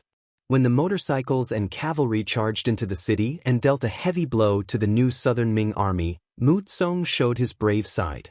He personally led the newly formed inspection team and commanded batch after batch of South Ming New Army to launch a suicidal charge against the five-star army. When corpses littered the ground and blood flowed like a river, it finally incited a mutiny among the recruits. They turned their spearhead and charged at Mu Tsong and his inspection team. It was a pity that the eldest son of the king of Shiping did not die in the hands of the five-star army. Instead, he died in the chaos after being slashed countless times. Mu Tsong died in battle and Lu Jianli surrendered. Hubei was settled in one battle and they captured more than 230,000 recruits. One was a smart move, the other was a forceful attack, but the results were both good. When Yang Chendong received the telegrams from Tian Hu and Su He, he was naturally pleased. When he issued the commendation, he ordered them to continue to work hard and continue to attack the Southern Ming Empire. He wanted the Southern Ming Empire to be unable to mobilize their troops in time to occupy more territory before the Southern Ming Empire reacted. At the same time, Yang Chendong ordered Yu Mian to take over the territories in Jiangxi and Hubei. At the same time, he arranged for the accompanying officials to take up their posts. Since those places were already Yang Xie's territory, they had to be properly protected. As for what to do, the officials who came along were all experienced and knew what to do. After arranging all these, Yang Chendong looked at the Guangzhou prefecture in front of him and felt that it was a bit of an eyesore. Before he could think of a solution, the 3rd Army's commander Wu Sheng and 2nd Army's commander Xiao Feng came to him and requested to attack the city. Obviously, they were stimulated by the victory of their brothers. Yang Chendong was naturally gratified by the general's overflowing fighting spirit. He also felt that it was about time. They had already surrounded and bombarded the city for 5 days. It was time to give them a result. From tomorrow onwards, increase the intensity of the bombardment. Also, get the Air Force to distribute leaflets. Tell them that they only have 1 day. If they don't surrender, they will burn the Guangzhou prefecture. The next morning, the weather was fine. After the first round of bombardment, several hot air balloons appeared in the sky above the Guangzhou prefecture. Following that, countless leaflets of various colors fell from the sky and scattered around the city. After the first round of bombardment, There were many more injured people in the Guangzhou prefecture. Compared to the previous 2 days, the bombardment was even more ferocious. The southern Ming soldiers and civilians in the city clearly understood what it meant to be in an abyss of suffering. Guan Ying hid in a basement dug by a tyrant in the city with a solemn expression. The bombardment outside was so intense that he didn't dare to stay outside any longer. Other than leaving a few soldiers on the city wall to observe the movements of the 5-star army, he usually stayed here. Guan Ying had thought of countless outcomes. He even thought of the 5-star army attacking the city. If the city was breached, he would die on the battlefield. However, he didn't think that the 5-star army would besiege the city and use cannons to deal with him. Now that the 450,000 soldiers were trapped in the city and couldn't leave, they didn't have an opponent to fight against. This feeling made him feel helpless. Dang dang dang. Someone knocked on the door. Before Guan Ying could invite him in, the Guangdong provincial secretary, Yang Xian, walked in with a leaflet in his hand. He was sweating profusely. "General Guan, look at this. It's all over the city. The situation isn't good." Guan Ying reached out to take the leaflet. After reading the first few lines, Guan Ying flew into a rage. This is impossible. The Nanchang prefecture and Jiangxia prefecture have a total of 550,000 soldiers. How could they be breached in such a short time? This must be a rumor spread by the 5-star army to attack our morale. Yang Xian didn't answer this question. He didn't know how to answer it. Logically speaking, this was impossible. However, after seeing the power of the 5-star army's cannons, he had to admit that the 5-star army could do what the southern Ming army couldn't. Just like the Guangzhou prefecture under his feet. Was it because the 5-star army couldn't take it down? Of course not. They just wanted to capture him. However, looking at the contents of the leaflet, if they didn't surrender, the cannons would be even fiercer. They might even set the city on fire. It was obvious that the 5-star army was angry. They would rather give up the Guangzhou prefecture to deal with them. If they really wanted to burn the city, they wouldn't have anywhere to hide. Yang Xian hurriedly came to find Guan Ying, hoping to discuss a solution. After reading the leaflet seriously, Guan Ying turned around and asked Yang Xian, "Sir Yang, do you think that Nanchang and Jiangxia prefectures have really been breached? What does it matter if they are breached or not? The important thing is that we don't have time." The 5-star army had already made the final announcement through the leaflet. Either we rush out and fight the 5-star army, or we abandon the city and escape. Otherwise, we can just stay in the city and wait to be burned to death. Yang Xian reminded Guan Ying. At this moment, Guan Ying didn't care about whether Nanchang and Jiangxia prefectures had been breached or not by the 5-star army. Yang Xian was right. The difficulty in front of them was the most important. Didn't the 5-star army say that they will take in the wounded? Send our wounded out of the city and we will break out. I believe that the emperor won't blame us. If there is a crime, I will bear it. Guan Ying finally thought it through. He wanted to send the wounded out and reduce the burden on the army before breaking out. He had a feeling that the 5-star army was playing the trick of surrounding 3 and missing 1. However, he didn't have a choice now, right? Once the hundreds of thousands of soldiers rushed out of the city, there would be many who would escape. This could be considered as leaving some seeds for the southern Ming army. After finally making a decision, Yang Xian let out a sigh of relief after hearing Guan Ying's decision. He was afraid that Guan Ying would still be indifferent. If that was the case, then the problem would be serious. He was afraid that the wounded soldiers wouldn't be comforted and a mutiny might occur. If that was the case, then there was no need for the 5-star army to make a move. The hundreds of thousands of soldiers would kill themselves. Yang Xian let out a sigh of relief and seemed to be afraid that Guan Ying would go back on his words. He hurriedly said, "Okay, I will arrange for the wounded soldiers to be sent out of the city. I hope that the 5-star army will keep their promise and treat them." Yang Xian's shout could be heard from the top of the Guangzhou city's city wall. He expressed that he was willing to hand over the wounded soldiers to the 5-star army and hoped that they would be treated well. Soon after, the western city gate opened and some southern Ming soldiers carried or supported the 20,000 wounded soldiers out of the city. Then, the soldiers in charge of escorting the wounded soldiers hurriedly returned to the city and closed the city gate from the inside. The five-star army continued to watch and didn't take the opportunity to attack.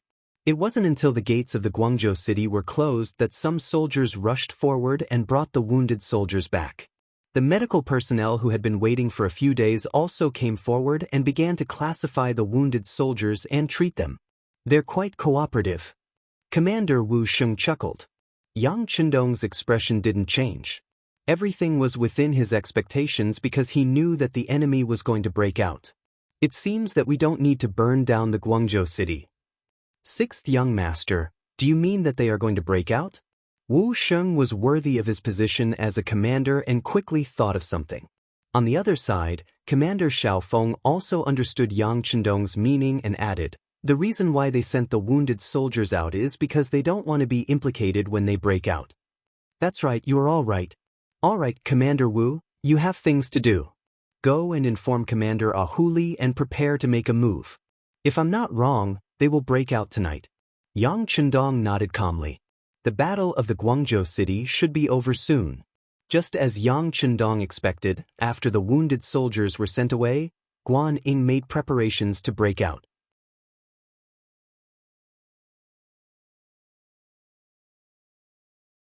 Chapter 1692. He called Yang Xian, Li Hani and the others over to discuss how to break out of the encirclement. In the end, Li Hani would be the vanguard, leading 50,000 soldiers to clear the way. Yang Xian and the other civil officials would be protected in the middle, and Guan Ying would lead the main army to follow. If the five-star army caught up, he would lead the army to meet them. He would risk his life to buy enough time for everyone to break out of the encirclement. Yang Xian and Li Hani disagreed when they heard that Guan Ying wanted to bring the army to bring up the rear. Alright, it's settled. With Bugnam of Gojosian's personality, he won't give up until he catches me. Since I can't escape no matter what, I might as well stay behind. I only hope that if you see the emperor, you must tell him that I, Guan Ying, didn't defect and fought until the last moment. Since Guan Ying had already said so, what else could they say? They could only nod and agree. Next, they started to cook and let the soldiers eat their fill. No one knew how long they would run and where they would have their next meal. The cannons in the city continued to fire. This was Yang Chendong's idea. He didn't want Guan Ying to think too much when the cannons stopped firing. As long as the other party left the turtle shell that was the Guangzhou government, he wouldn't have the final say in what happened next. After another afternoon of cannons, the southern Ming army lost another 1,000 soldiers and 2,000 more injured soldiers. Guan Ying kept all the injured soldiers and told them that the five-star army wouldn't make things difficult for them. Then, everyone sat down and waited for the sky to turn dark. In order to prevent the five-star army from discovering their plan, Guan Ying didn't order to burn the accumulated rations in the city. What he wanted to do was to leave the city without anyone knowing. As long as they could catch the five-star army off guard, even if they wanted to chase after them, they wouldn't be able to do anything to them. It was also impossible to catch all of them. Amidst their anticipation, the sky finally turned dark. After another round of cannons bombarding, outside the city, the sound of the five-star army's metal horns could be heard. They urged them to surrender and also asked them to send the injured soldiers out. They promised that they would treat them well. Alright, now is the time. The army will leave the city. Guan Ying immediately made a decision. He was already clear about the five-star army's pattern of cannons. Usually, the sound would continue for an hour before another round of cannons were fired. He wanted to use this time to let more people rush out of the city. The east gate opened from the inside was creaking in the night. Then, countless black shadows rushed out of the city and headed straight towards the southern Ming's heartland. 300 paces away from them, the army were the five-star army's armies too. Seeing that the enemy had indeed begun to break through the encirclement, the squad leader in the middle said, "Immediately report the situation here. Sheep is out of the encirclement." Yes, in front of the powerful five-star army, the South Ming army was just a bunch of sheep. Even if Guan Ying's army was made up of veterans, they did not put them in their eyes. Their weapons were not as good as theirs, Their morale was not as good as theirs, their protection was not as good as theirs, and their treatment was not as good as theirs. At this time, the soldiers did not have a strong will. They did not even know who they were fighting for. In their muddle-headedness, they only thought about how to survive on the battlefield. It would be too difficult to rely on such an army to win the war. The mighty army walked out of the Guang province prefecture in the dark. In order not to be discovered, they did not even light up their torches. As a result, there were sounds of people falling or spraining their ankles on the road. Even Li Hani's vanguard army was like this. This army was a veteran army based on the Guang High Guards. They could be called veterans, but they had only been in the army for a long time and did not have much actual combat experience. The 5-star army was to blame for this. Because of their strength, they had wiped out all the nearby forces. Now, the South Ming army had nothing to worry about. They did not even have a ship, so it was impossible for them to participate in actual combat. Therefore, even though they had been in the army for many years, it was still the first time for many of them to be on the battlefield. When they saw how cruel the war was and how many of their comrades were killed in the artillery fire before they even saw the appearance of the 5-star corps, they finally understood how powerful the opponent they were facing this time was. They also knew that this battle was much more difficult than they had imagined. However, they were already on the battlefield, so there was no point in thinking about it. What they needed to do now was to leave the Guang province prefecture and reach a safe place. As for what to do next, many of them had their own thoughts, which was to escape. There were even many people who had such thoughts. As the Guang High Guards who lived near the coastal area, they knew more than ordinary South Ming people. From time to time, they would see Yang Xie's merchant ships and warships floating in front of them, which indicated their economic prosperity and military strength. There was also the policy of Yang Xie towards the Han people, which made them understand that if they could join Yang Xie, their life and work would be much better than in the South Ming dynasty. The pride in their hearts was dissipating bit by bit, and it was replaced by envy. However, because they were the registered soldiers of the Guang High Guards, they did not dare to do anything. If they really defected to Yang Xie, it would only bring disaster to their families and loved ones. However, it was different in the war. They could face casualties at any time, so if there was a chance, they would secretly leave. This way, the South Ming dynasty would not immediately deal with their families. While the other party was investigating, they could find a way to bring their families to Yang Xie's territory. Everyone had a selfish side, but some people showed it more obviously. Now, for the safety and a better life for themselves and their families, many soldiers had already made a decision in their hearts. As their commander, Li Hani was naturally able to sense all of this. However, he pretended not to see it and did not think too much about it. Thinking about it, if even ordinary soldiers could see it, how could he, as the commander, not understand it? It was just that he was indebted to the emperor and could not do something like surrendering without a fight. He could not do it, but he could give his brothers a way out. What the eye does not see, the heart does not grieve over. With such a mentality, he led the Guang High Guards as the main force of the South Ming dynasty's army as the vanguard and walked at the front of the group. Their speed of progress was quite good. When it was almost dawn, they had already rushed 15 kilometers and left Guangzhou behind. Li Hani believed that he was safe.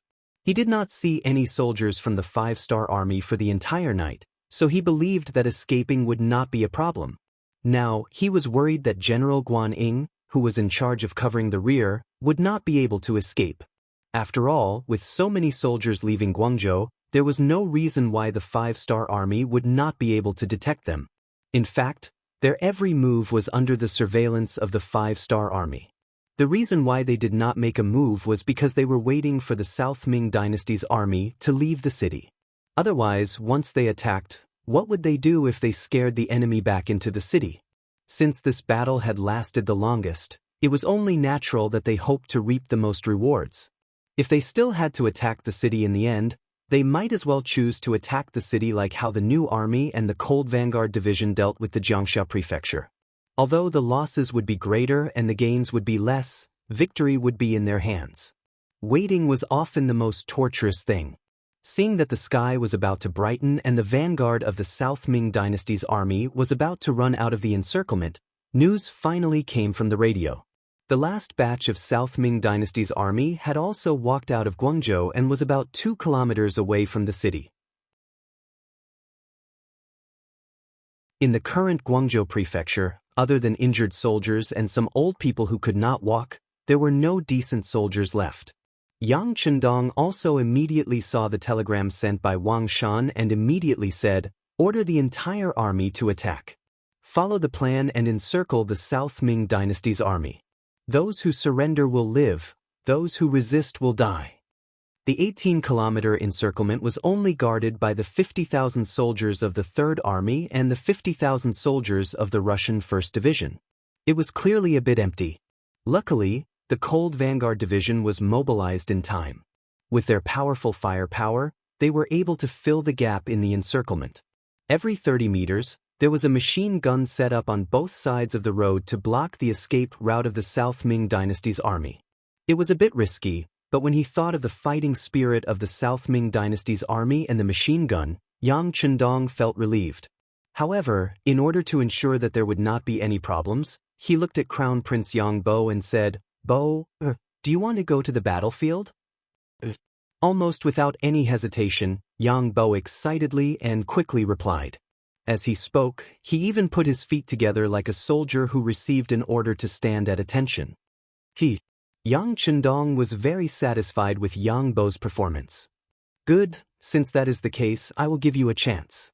You can take the 4,000 black cavalry soldiers to the battlefield. But remember, you are only responsible for the periphery. Wherever there is a gap, block it.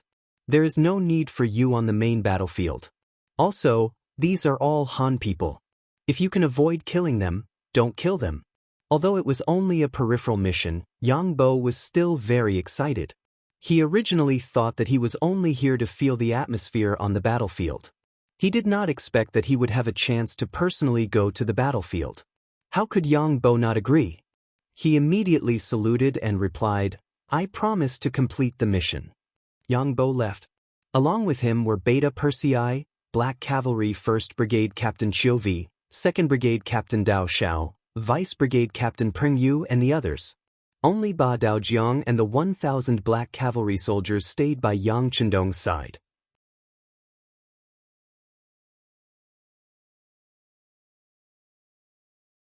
Chapter 1693. From this, it could be seen that Yang Chendong admired Ba Daojiang a lot.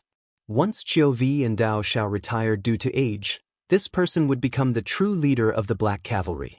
Right after the Black Cavalry Dragon Guards set off with Crown Prince Chang Yang Bo, the 3rd Army of the Lingfeng Army and the 2nd Division of the Lingfeng Army also launched an attack on the official road to the east of the Guangzhou prefecture. They tightened the encirclement and launched an encirclement to annihilate the 400,000-strong Southern Ming Army. Guan Ying was in charge of bringing up the rear. When he led the 50,000 soldiers out of the Guangzhou prefecture, the sound of horse hooves and gunshots could be heard from all directions.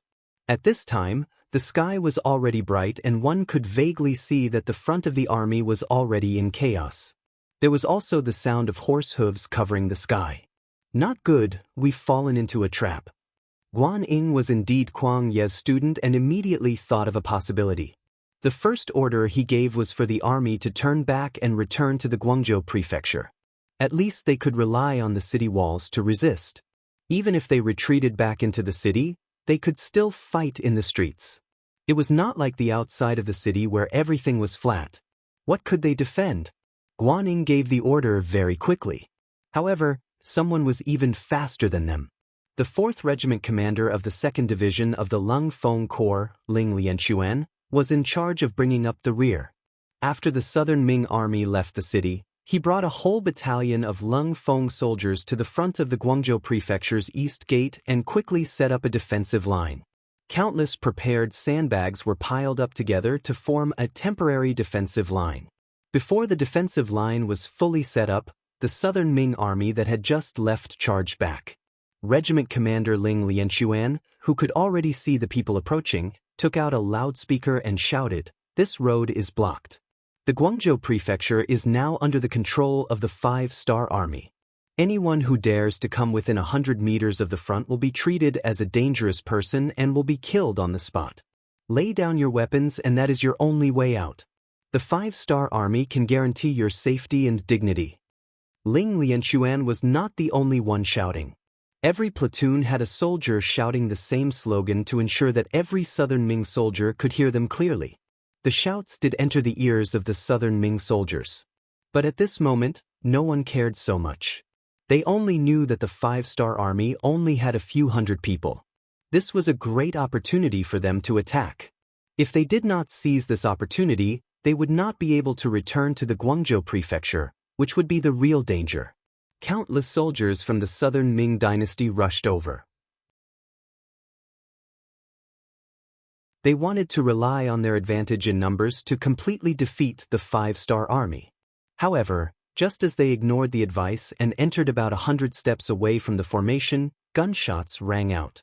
In view of the large number of soldiers from the Southern Ming army, there were at least 5,000 soldiers in the vanguard. Commander Ling Lianquan did not dare to be careless. When he gave the order to counterattack, he used heavy firepower. Light and heavy machine guns and rocket launchers rained down on the Southern Ming army, causing flames to erupt. Countless Southern Ming soldiers fell to the ground, covered in blood. This was a battle that should not be taken seriously. It couldn't even be called a battle. It would be more accurate to call it a massacre.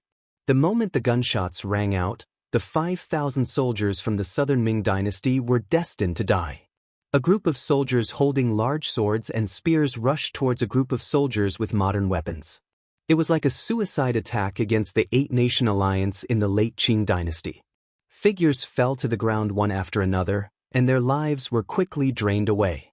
After nearly a quarter of an hour, the barrels of many of the cold vanguard warriors had turned red. The ground was littered with bullet casings. Finally, there were no more enemies in front of them.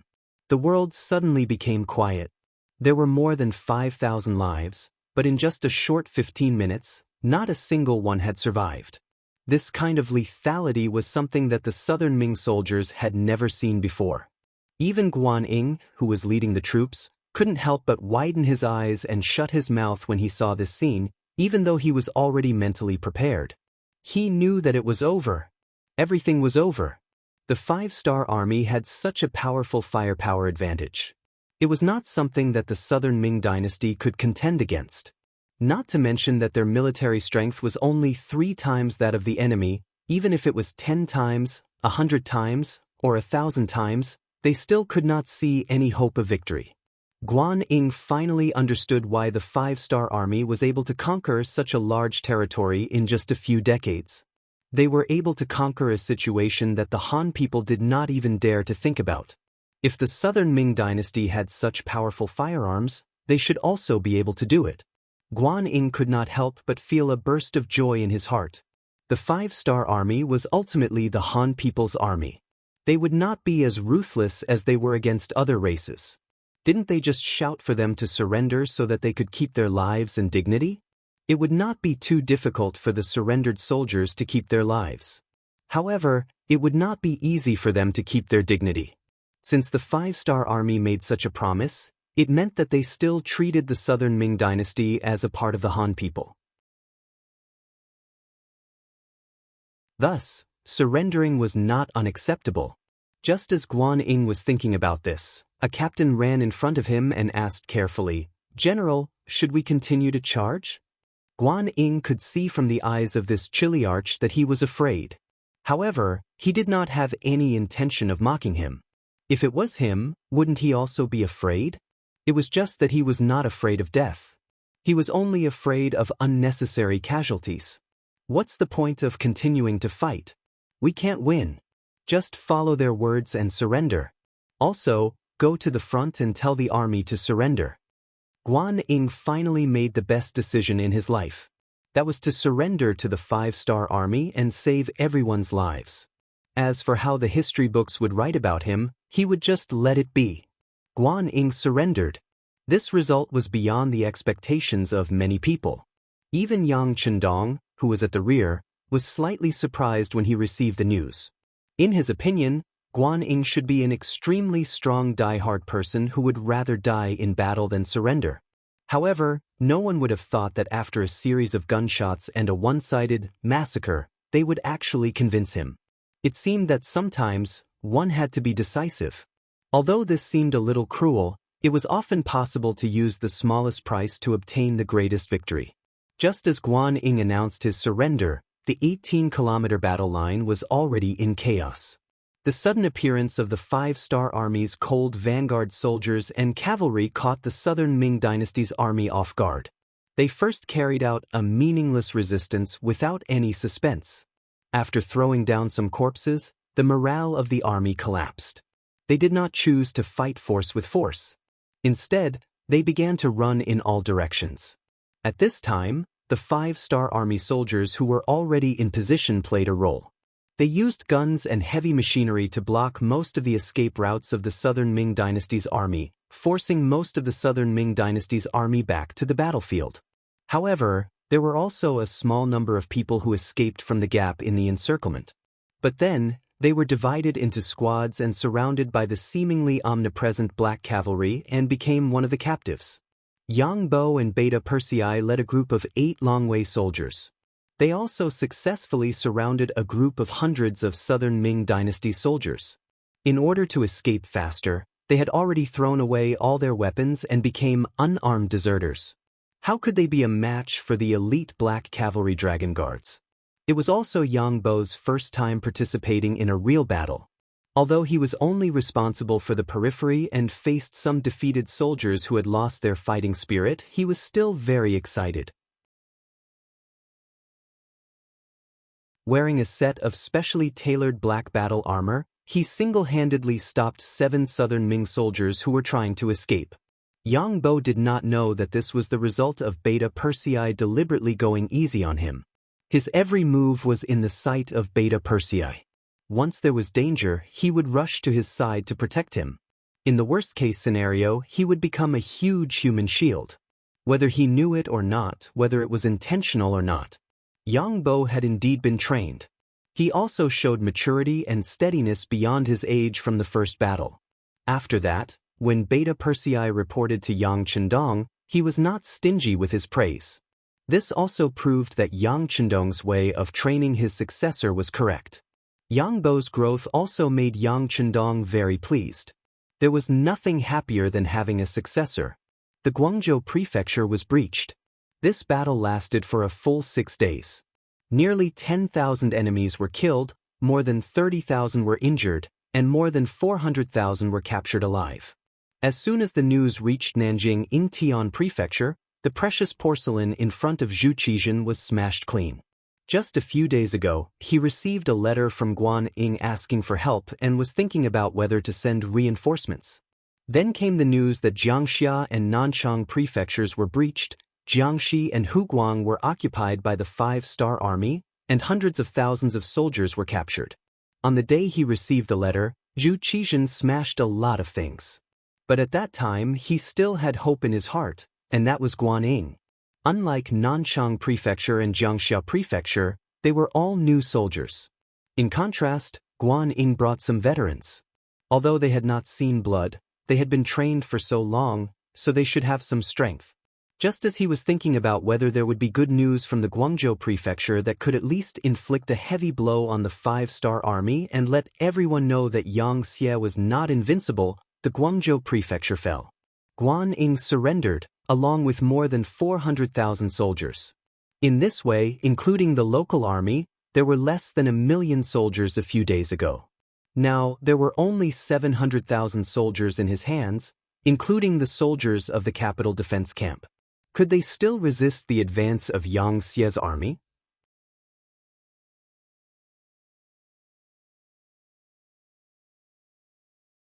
Chapter 1694. Pistox. After Zhu Qizhen calmed down, this thought flashed through his mind. Since there was no way he could win in a fight, it was better to negotiate while he still had some strength. It was better than the other party killing his way to Jingdo to negotiate. At this time, Zhu Qizhen was still dreaming of being the emperor. In his opinion, losing a few provinces was nothing. After his efforts, Didn't he already lose half of the great Ming dynasty? Although it was called Baiming, he had long regarded it as a different race. Now, he was only losing half of his territory, so why not? As long as he was still the emperor, he would be able to make a comeback, wouldn't he? As long as there was hope, he would fight for it. Mao Mu and Zhou Xiang met Zhu Qizhen under such circumstances. Because Minister Xie Chongshu had once met with Yang Chendong alone in Crimson City, and as for what they talked about, no one knew. He had long since lost Zhu Qizhen's trust. Right now, he was locked up in the prison of the Brocade Guard's Brocade Guard. Now, Zhou Xiang was in charge of the Ministry of Rights. However, his loyalty was still to be determined, so he did not take the position of minister. In front of the two of them, Zhu Qizhen tentatively expressed his thoughts. In the end, he said, "I am considering the safety of the people and don't want them to suffer the pain of war, so I made this decision. And if Bugnam of Gojoseon must come to the capital, I will fight to the death with him." Obviously, Zhu Qizhen still cared about his face. At the end, he still hardened himself and expressed that he was an unyielding person. In fact, in history, Zhu Qizhen still had some ability. Even when he was captured by the leader of the Wara, he was very decent and unyielding. Of course, that was only recorded in the history books. As for whether or not it was written under the instructions of Zhu Qizhen, who later became the emperor, no one knew. Hearing this, Zhou Xiang carefully raised his head. Reporting to the emperor, this official's qualifications are low. Should I ask Minister Xie to come out and preside over such a big matter? Whether or not there is a problem with Xie Chong is still being investigated. He absolutely cannot be released. What's wrong, Minister Zhou? Are you not confident in your own abilities? Or are you saying that you don't want to share the burden of the great Ming dynasty? Seeing that Zhu Qizhen was about to get angry, how could Zhou Xiang dare to say no? He immediately kowtowed and said, "This subject is willing to share the worries of your majesty and the great Ming dynasty. Tomorrow, I will lead a team to Bugnam of Gojoseon for peace talks." Zhou Xiang knew that it was difficult, but he was even more clear that if he did not agree now, he was afraid that his head would fall to the ground immediately. This attitude made Zhu Qizhen's expression much better. After that, he no longer looked at Zhou Xiang. Instead, he looked at Mao Mu and said, "Minister Mao, the embroidered uniform guard must arrange for people to protect this matter." Furthermore, the front lines had suffered consecutive defeats. Perhaps, the people's hearts were now unstable, and some people might take this opportunity to threaten the great Ming dynasty. We, the embroidered uniform guards, must take action. We won't allow any villains to stir up trouble. Also, arrest Guan Ying's family members. Throw them in jail, put them on trial and behead them after autumn. This subject obeys, Mao Mu said without any change in expression. Then he glanced at Zhou Xiang, who was kneeling on the ground and trembling with fear. He knew that it was impossible to negotiate now. This was just Zhu Qizhen's wishful thinking. As Yang Chendong's spy in the southern Ming Empire, he needed to do more things to show his ability and extraordinariness when he saw that the matter was about to be completed. After Zhu Qizhen waved his hand, Mao Mu and Zhou Xiang left Qingjing Hall. Then, Mao Mu left the palace and went straight to the embroidered uniform guard's yamen. He thought that it was time to have a good talk with Shen Nantang and the others.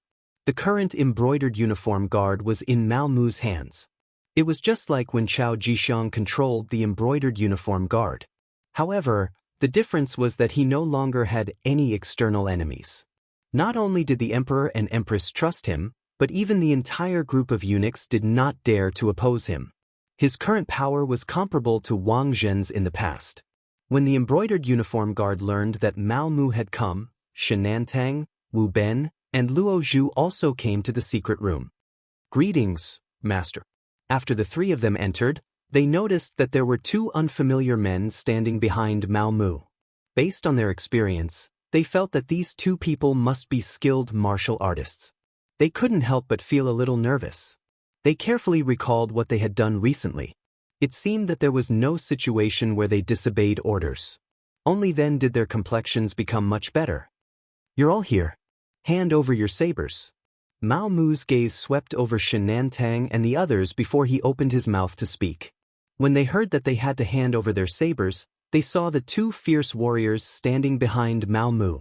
Wu Ben's instinctive reaction was to not hand it over. This was clearly to deal with him. Although he had been very obedient and had not done anything to let Mao Mu down, he still wanted to resist.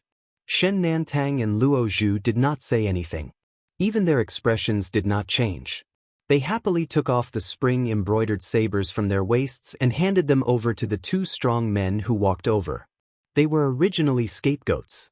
If it wasn't for Mao Mu, they would probably have died in prison. Even their lives were given by him.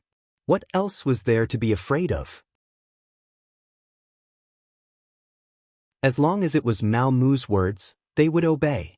This was because in their eyes, Mao Mu was their savior and their talent scout. Wu Ben only hesitated for a moment before he saw Shen Nantang and Luo Zhu obediently hand over their sabers.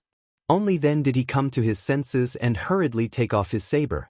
However, this moment of hesitation had already fallen into Mao Mu's eyes.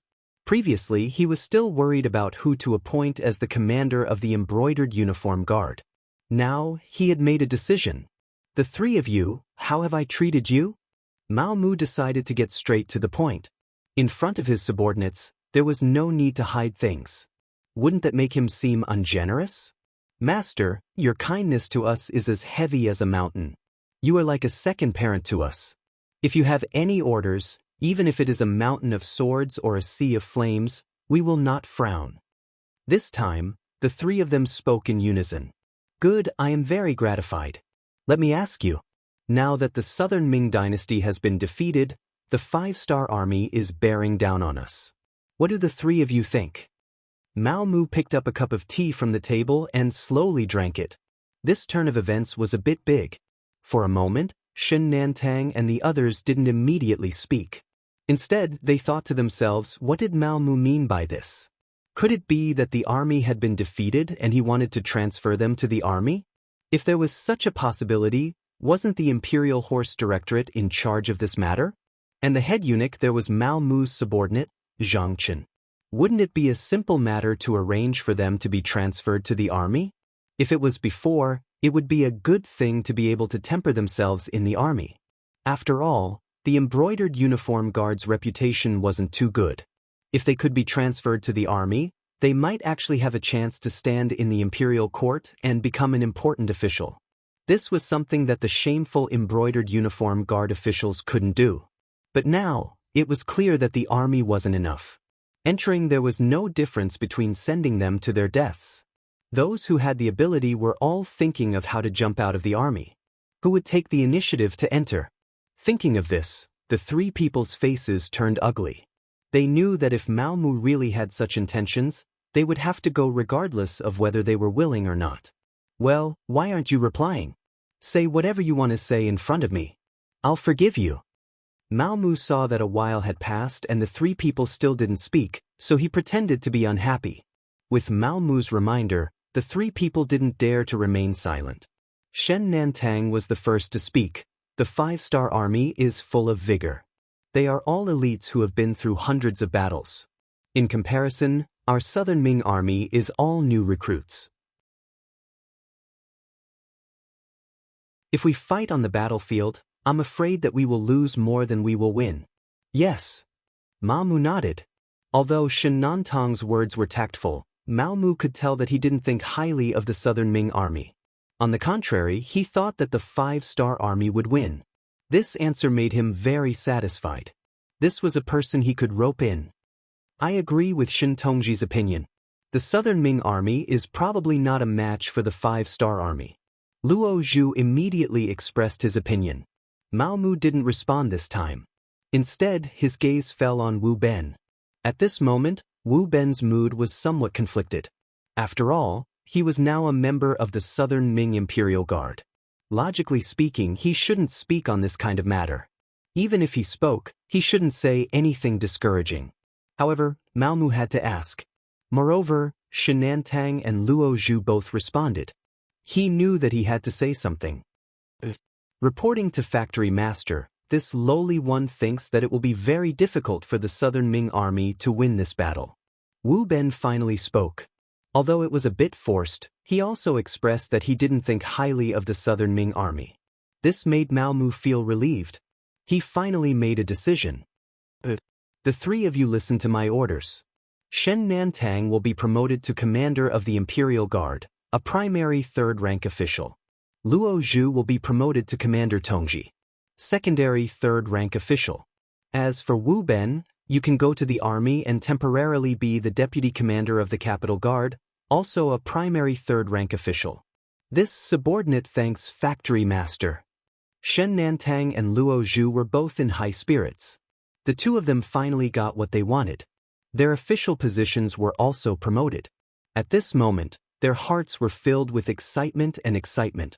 On the other hand, although Wu Ben's official position was promoted, he was kicked out of the Imperial Guard. As for going to the Capital Guard, who didn't know that the commander there was the Emperor's trusted aide?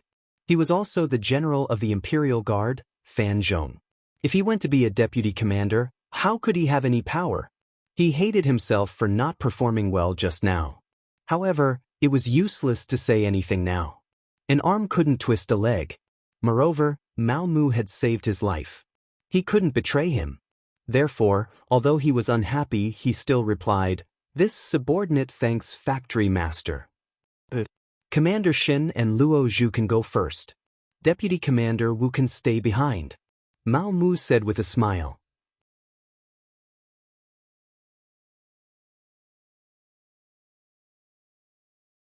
Chapter 1695.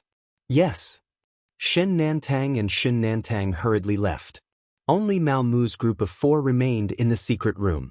When there was no one else around, Mao Mu finally spoke. "Wu Ben, do you hate me?" No, this subordinate definitely does not have such intentions. Without factory master, Wu Ben would be a dead man by now. The grace of saving my life is equivalent to giving me a new lease of life. No matter what factory master wants this subordinate to do, this subordinate is willing to do it. Wu Ben hurriedly waved his hands as he explained. However, these words were not false. When he handed over his saber, it was merely an instinctive reaction. He did not intend to resist, nor did he intend to harm Mao Mu. Yes, this duke understands your intentions. This duke also knows that you want to become the commander of the embroidered uniform guard to prove yourself, Mao Mu said with a smile. When these words entered Wu Ben's ears, his eyes involuntarily widened. There is no need to look at this duke like that. This duke has been in the imperial palace for many years and is most proficient at observing others. If you truly had disloyalty, would you still be standing here now? Mao Mu's voice suddenly rose as he spoke, causing Wu Ben to sweat profusely. He was also rejoicing that he did not have any disloyalty. Otherwise, he would have become a corpse by now. Wu Ben's performance fell into Mao Mu's eyes. This made him even more certain that he did not use the wrong person. He continued, "Wu Ben, you are not the same as Shen Nantang. He is extremely obedient. As long as it is an order from this duke, regardless of whether it is right or wrong, he will do his best to carry it out. As for you, you have your own thoughts. Although you will do many things according to my orders, you will always ask yourself why. Is this duke right?" This subordinate knows his mistake. More cold sweat appeared on Wu Ben's forehead.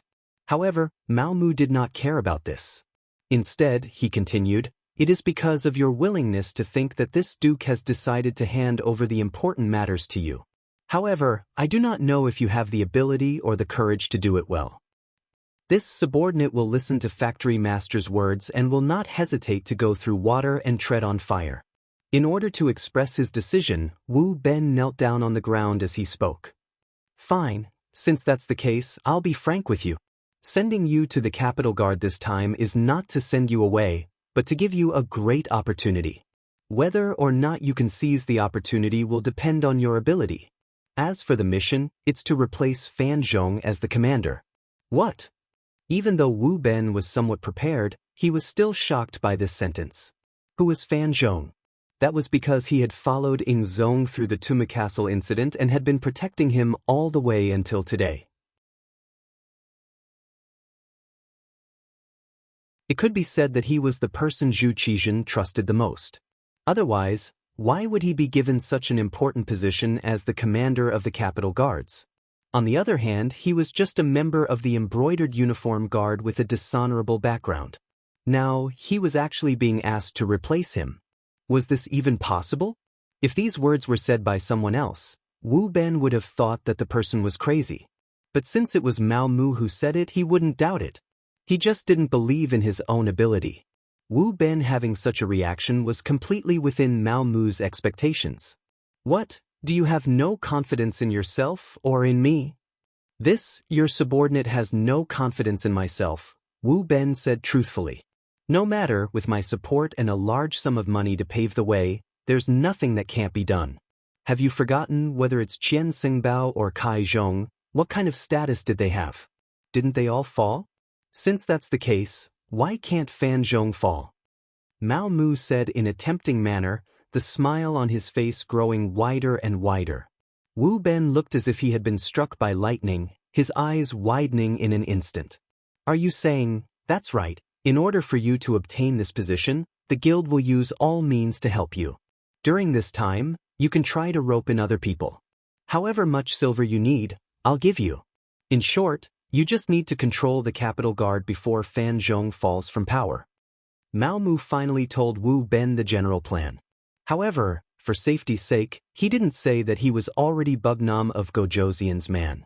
This matter was too big, unless it was absolutely necessary, he couldn't announce it. Wu Ben finally understood that the factory master wanted to extend his hand to the military. Although he didn't know why Mao Mu wanted to do this, since this mission was assigned to him, he just needed to do his best. All right, your subordinate will do his best to complete this mission. Huh, you really didn't disappoint me. How about this? These two people behind me will follow you. If you encounter any danger, they will lend a helping hand. You can do whatever you want, they won't stop you, Mao Mu said as he pointed at the two elite special forces members behind him. They were both experts in action, specially assigned to Mao Mu by the captain, Tai Hu, to help him complete his mission. Wu Ben naturally saw that these two people were mainly here to monitor him. After all, this matter was too big, no one could be completely at ease. If Mao Mu didn't have any countermeasures, then he would be apprehensive. Since he knew the purpose of these two people's visit, Wu Ben naturally wouldn't refuse, nor could he refuse. He said, "Thank you for your understanding, factory master. Your subordinate will get along well with these two brothers." Very good. With this matter accomplished, Mao Mu's heart was put down. Interfering with the Capitol Guard was one of the main tasks that Yang Chendong arranged for him. Previously, he always felt that the time wasn't right. Now that the South Ming army had been defeated, some opportunities had appeared, and he could grasp them tightly. The reason why he arranged for Wu Ben to enter the Capitol Guard now was to make use of the time difference. This was because only when the front-line army was defeated would he arrange for people to enter the Capitol Guard and not make Commander Fan Zhong feel disgusted. This was because there were too many people who surrendered at the front line. Even Guan Ying had surrendered to the 5-star army. The emperor must have arranged for the embroidered uniform guards to monitor him. That was why he accepted them and didn't think too much about it. Fan Zhong was a person who would never surrender, so he didn't feel disgusted or think too much about it. If it were anyone else, they definitely wouldn't agree to having a deputy by their side in the midst of a great battle. They might even take the opportunity to make a fuss. The matter was just as Mao Mu had thought. At this time, Wu Ben appeared in the Capitol Guard and took up the post with an internal affairs report from the Imperial Horse Directorate. As expected, Fan Zhong's thoughts went astray. In the future, the emperor was worried that the army wouldn't be under his control, so he used a conventional method. Thus, not only did he accept Wu Ben's appointment as deputy commander, he didn't report this matter to the emperor. What should he write in the report? As for Zhu Qizhen, of course, he didn't know that he already had a deputy commander in the Capitol Guard. Even if he knew, Mao Mu would explain that it was to better watch over the army. Of course, Zhu Qizhen wasn't so easy to fool. Without ordering the embroidered uniform guards to arrange people in such an important unit like the Capitol Guard, who knew if he would think too much about it? This was why he secretly did things. Now, it seemed that Mao Mu had made the right bet. Wu Ben's matter didn't attract anyone's attention. This played an important role in taking over the capital guard. Guangzhou Prefecture. Guan Ying and his group were sent back here. The first thing Yu Mian did was to visit the small courtyard where they were locked up. At this time, Guan Ying no longer had his previous high-spirited appearance. Instead, he looked dejected. Before the war, he still had aspirations. Although he knew that the 5-star army was very strong, with the geographical advantage and numbers advantage, it wasn't certain that they would lose. But after the real battle, he realized that the 5-star army's strength was far beyond his expectations. They couldn't even be described as an army. It was more appropriate to call them a human meat grinder. They had heavy firearms that no one dared to imagine, and they also had mobility that was faster than a warhorse. They were also a group of elites that had experienced life and death on the battlefield. Such an opponent should not exist in this world. Such an opponent, not to mention him, even the strongest army since the Han Dynasty wouldn't be a match for them. Losing to such a person wasn't shameful at all. That was why he gave the order for the entire army to surrender. Guan Ying was a talent that Kuang Yi valued. His military ability was very good and his commanding ability was also very strong. But knowing that they would lose, he couldn't make his brothers fight with their lives on the line. This was also why Yu Mian appeared before him. If not, with Yang Chendong's temper, Guan Ying would have been locked up and forced to do hard labor until he died. It was also because Guan Ying was able to see the big picture and knew how precious the lives of Han soldiers were that Yu Mian gave him a chance. Naturally, there was only one chance. If he couldn't grasp it, then he couldn't blame anyone else. When Yu Mian arrived, he immediately explained Yang Chendong's intentions to Guan Ying. General Guan, it's true that you're a talent. In the Southern Ming army, you're one of the best. But in the Yangxia army, you're really nothing much. Bugnam of Gojoseon's subordinates are all generals who have experienced countless battles. We don't lack talents in this field.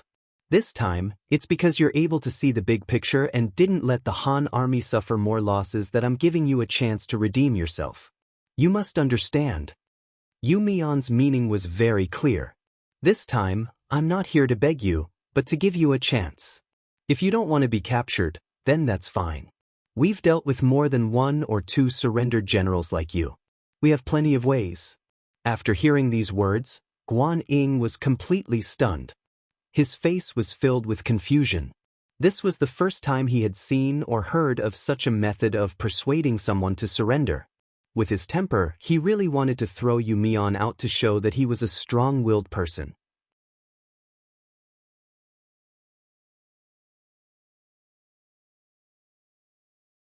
Chapter 1696. Without waiting for Guan Ying to speak, Yu Mian continued, "Right now, I have something to report to General Guan. This time, the Southern Ming Emperor already knows that you ordered the surrender of the army. Right now, your family has been captured by the embroidered uniform guards and is in the prison of the discipline prison. They may die at any time, or be exiled or banished to the army.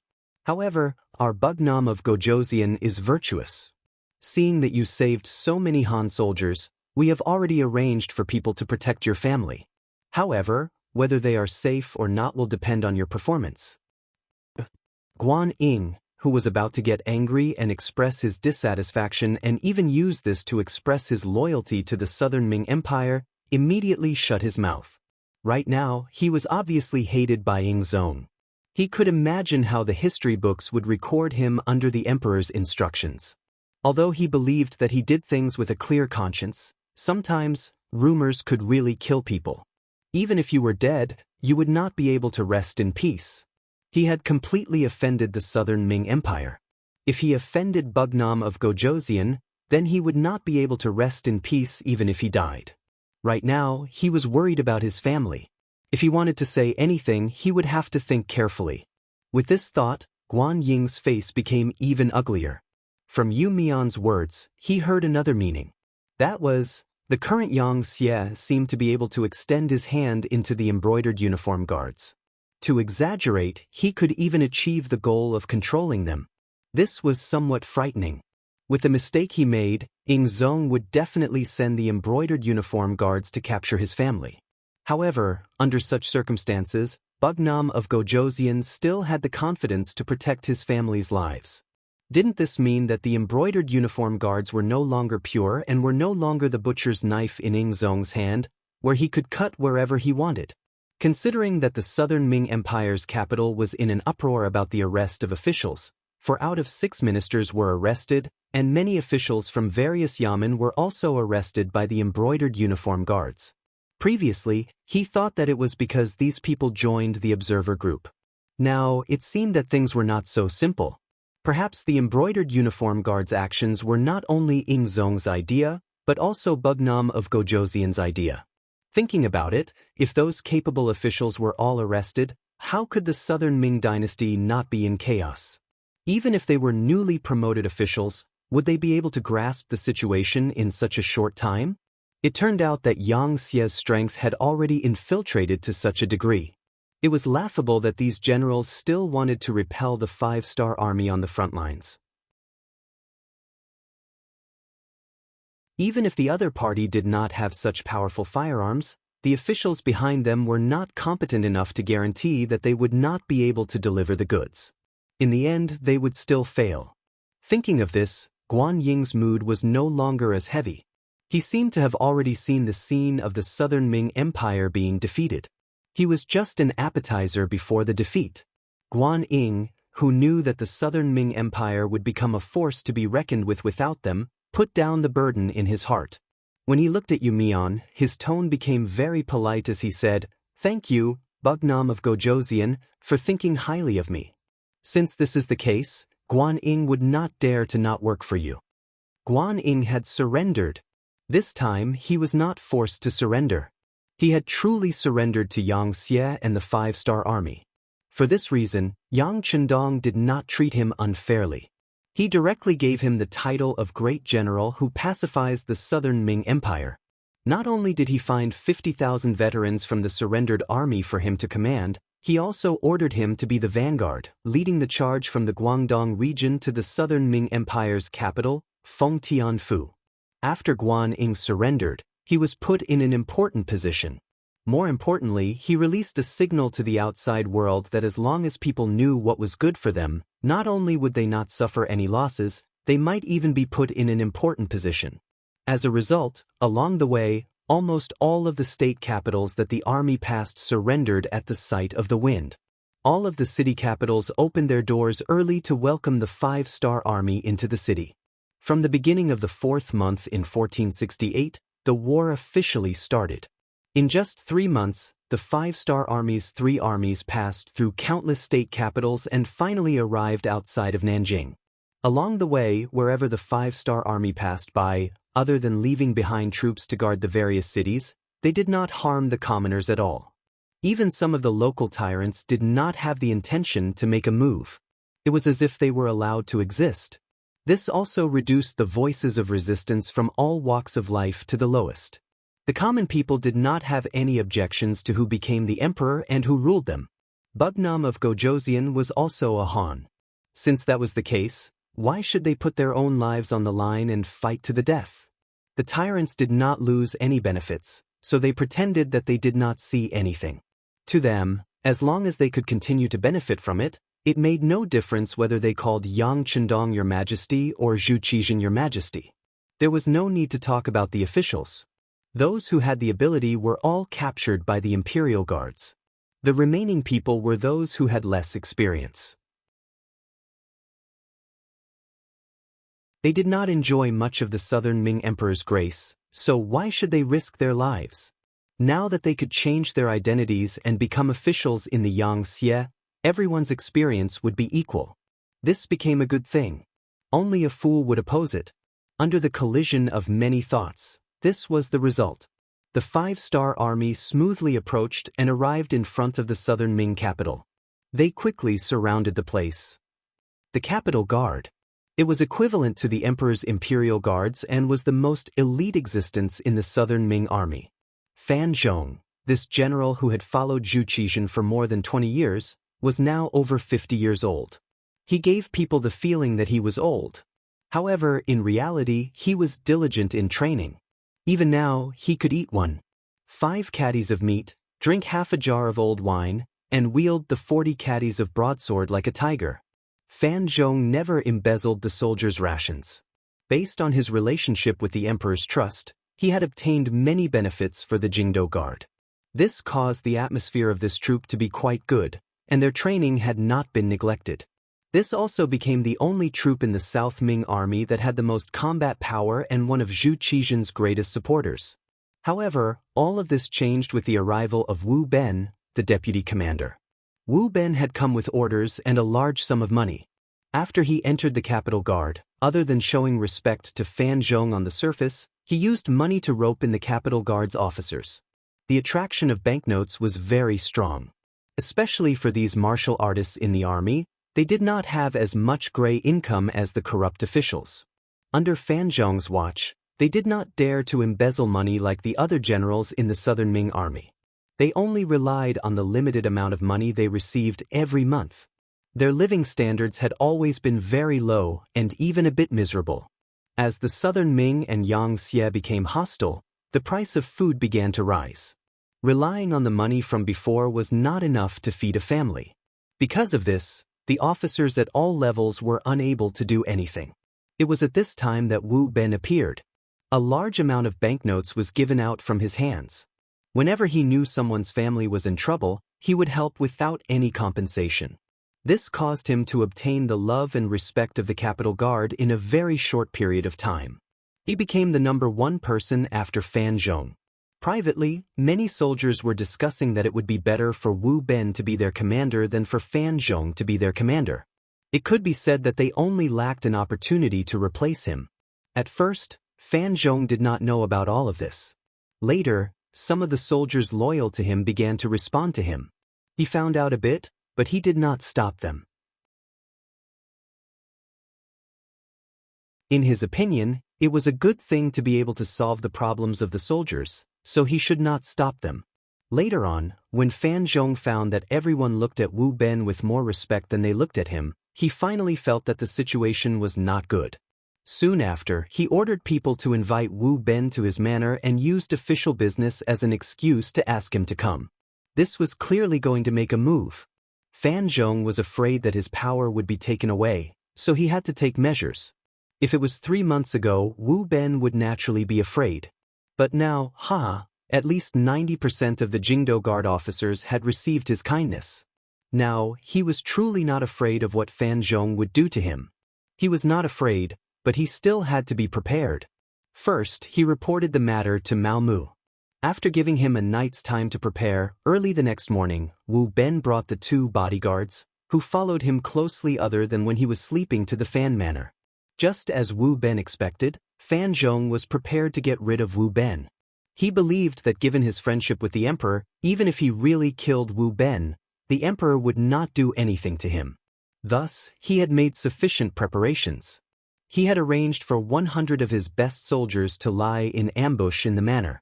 They would only need to wait for him to break his cup to act. At this time, Fan Zhong was still making mistakes. He still wanted to persuade Wu Ben to withdraw from the Jingdo Guard and return the army to his hands. It had to be said that Fan Zhong was not ruthless enough. This doomed him to a tragic end. In the Fan Manor, the servants had already prepared food and wine in advance. Fan Zhong and Wu Ben sat across from each other. They chatted as they ate. At the beginning, it was Fan Zhong who spoke while Wu Ben listened. Most of the time, he spoke in a gentle tone. Fan Zhong also wanted to persuade the other party to retreat in the face of difficulties. It would be best if they did not use weapons. In order to give eunuch Mao Mu enough time to prepare his plans, Wu Ben pretended to listen attentively. Just like this, more than an hour passed. Fan Zhong had also earnestly spoken for half a day. Everything had been laid out. Finally, it was time to express his position. Deputy Commander Wu, you are indeed a capable person. Perhaps you have also received the Emperor's trust. However, I still have to say that when I was serving the Emperor, you were probably not even born yet. If you really do expose some matters to the Emperor, I guarantee that the one who will suffer in the end will be you. So, this is a banknote worth 50,000 liang. Take it and be a good deputy commander. In the future, just eat, drink, and play. You're tuning in to the Passion Pages YouTube channel. We're so grateful for your support, and don't forget to subscribe to join us on this incredible journey through captivating stories. Your generosity through donations truly makes a world of difference, as it's the primary source of revenue that allows me to expand and enhance this channel for you. Thank you from the bottom of my heart for being a part of this adventure.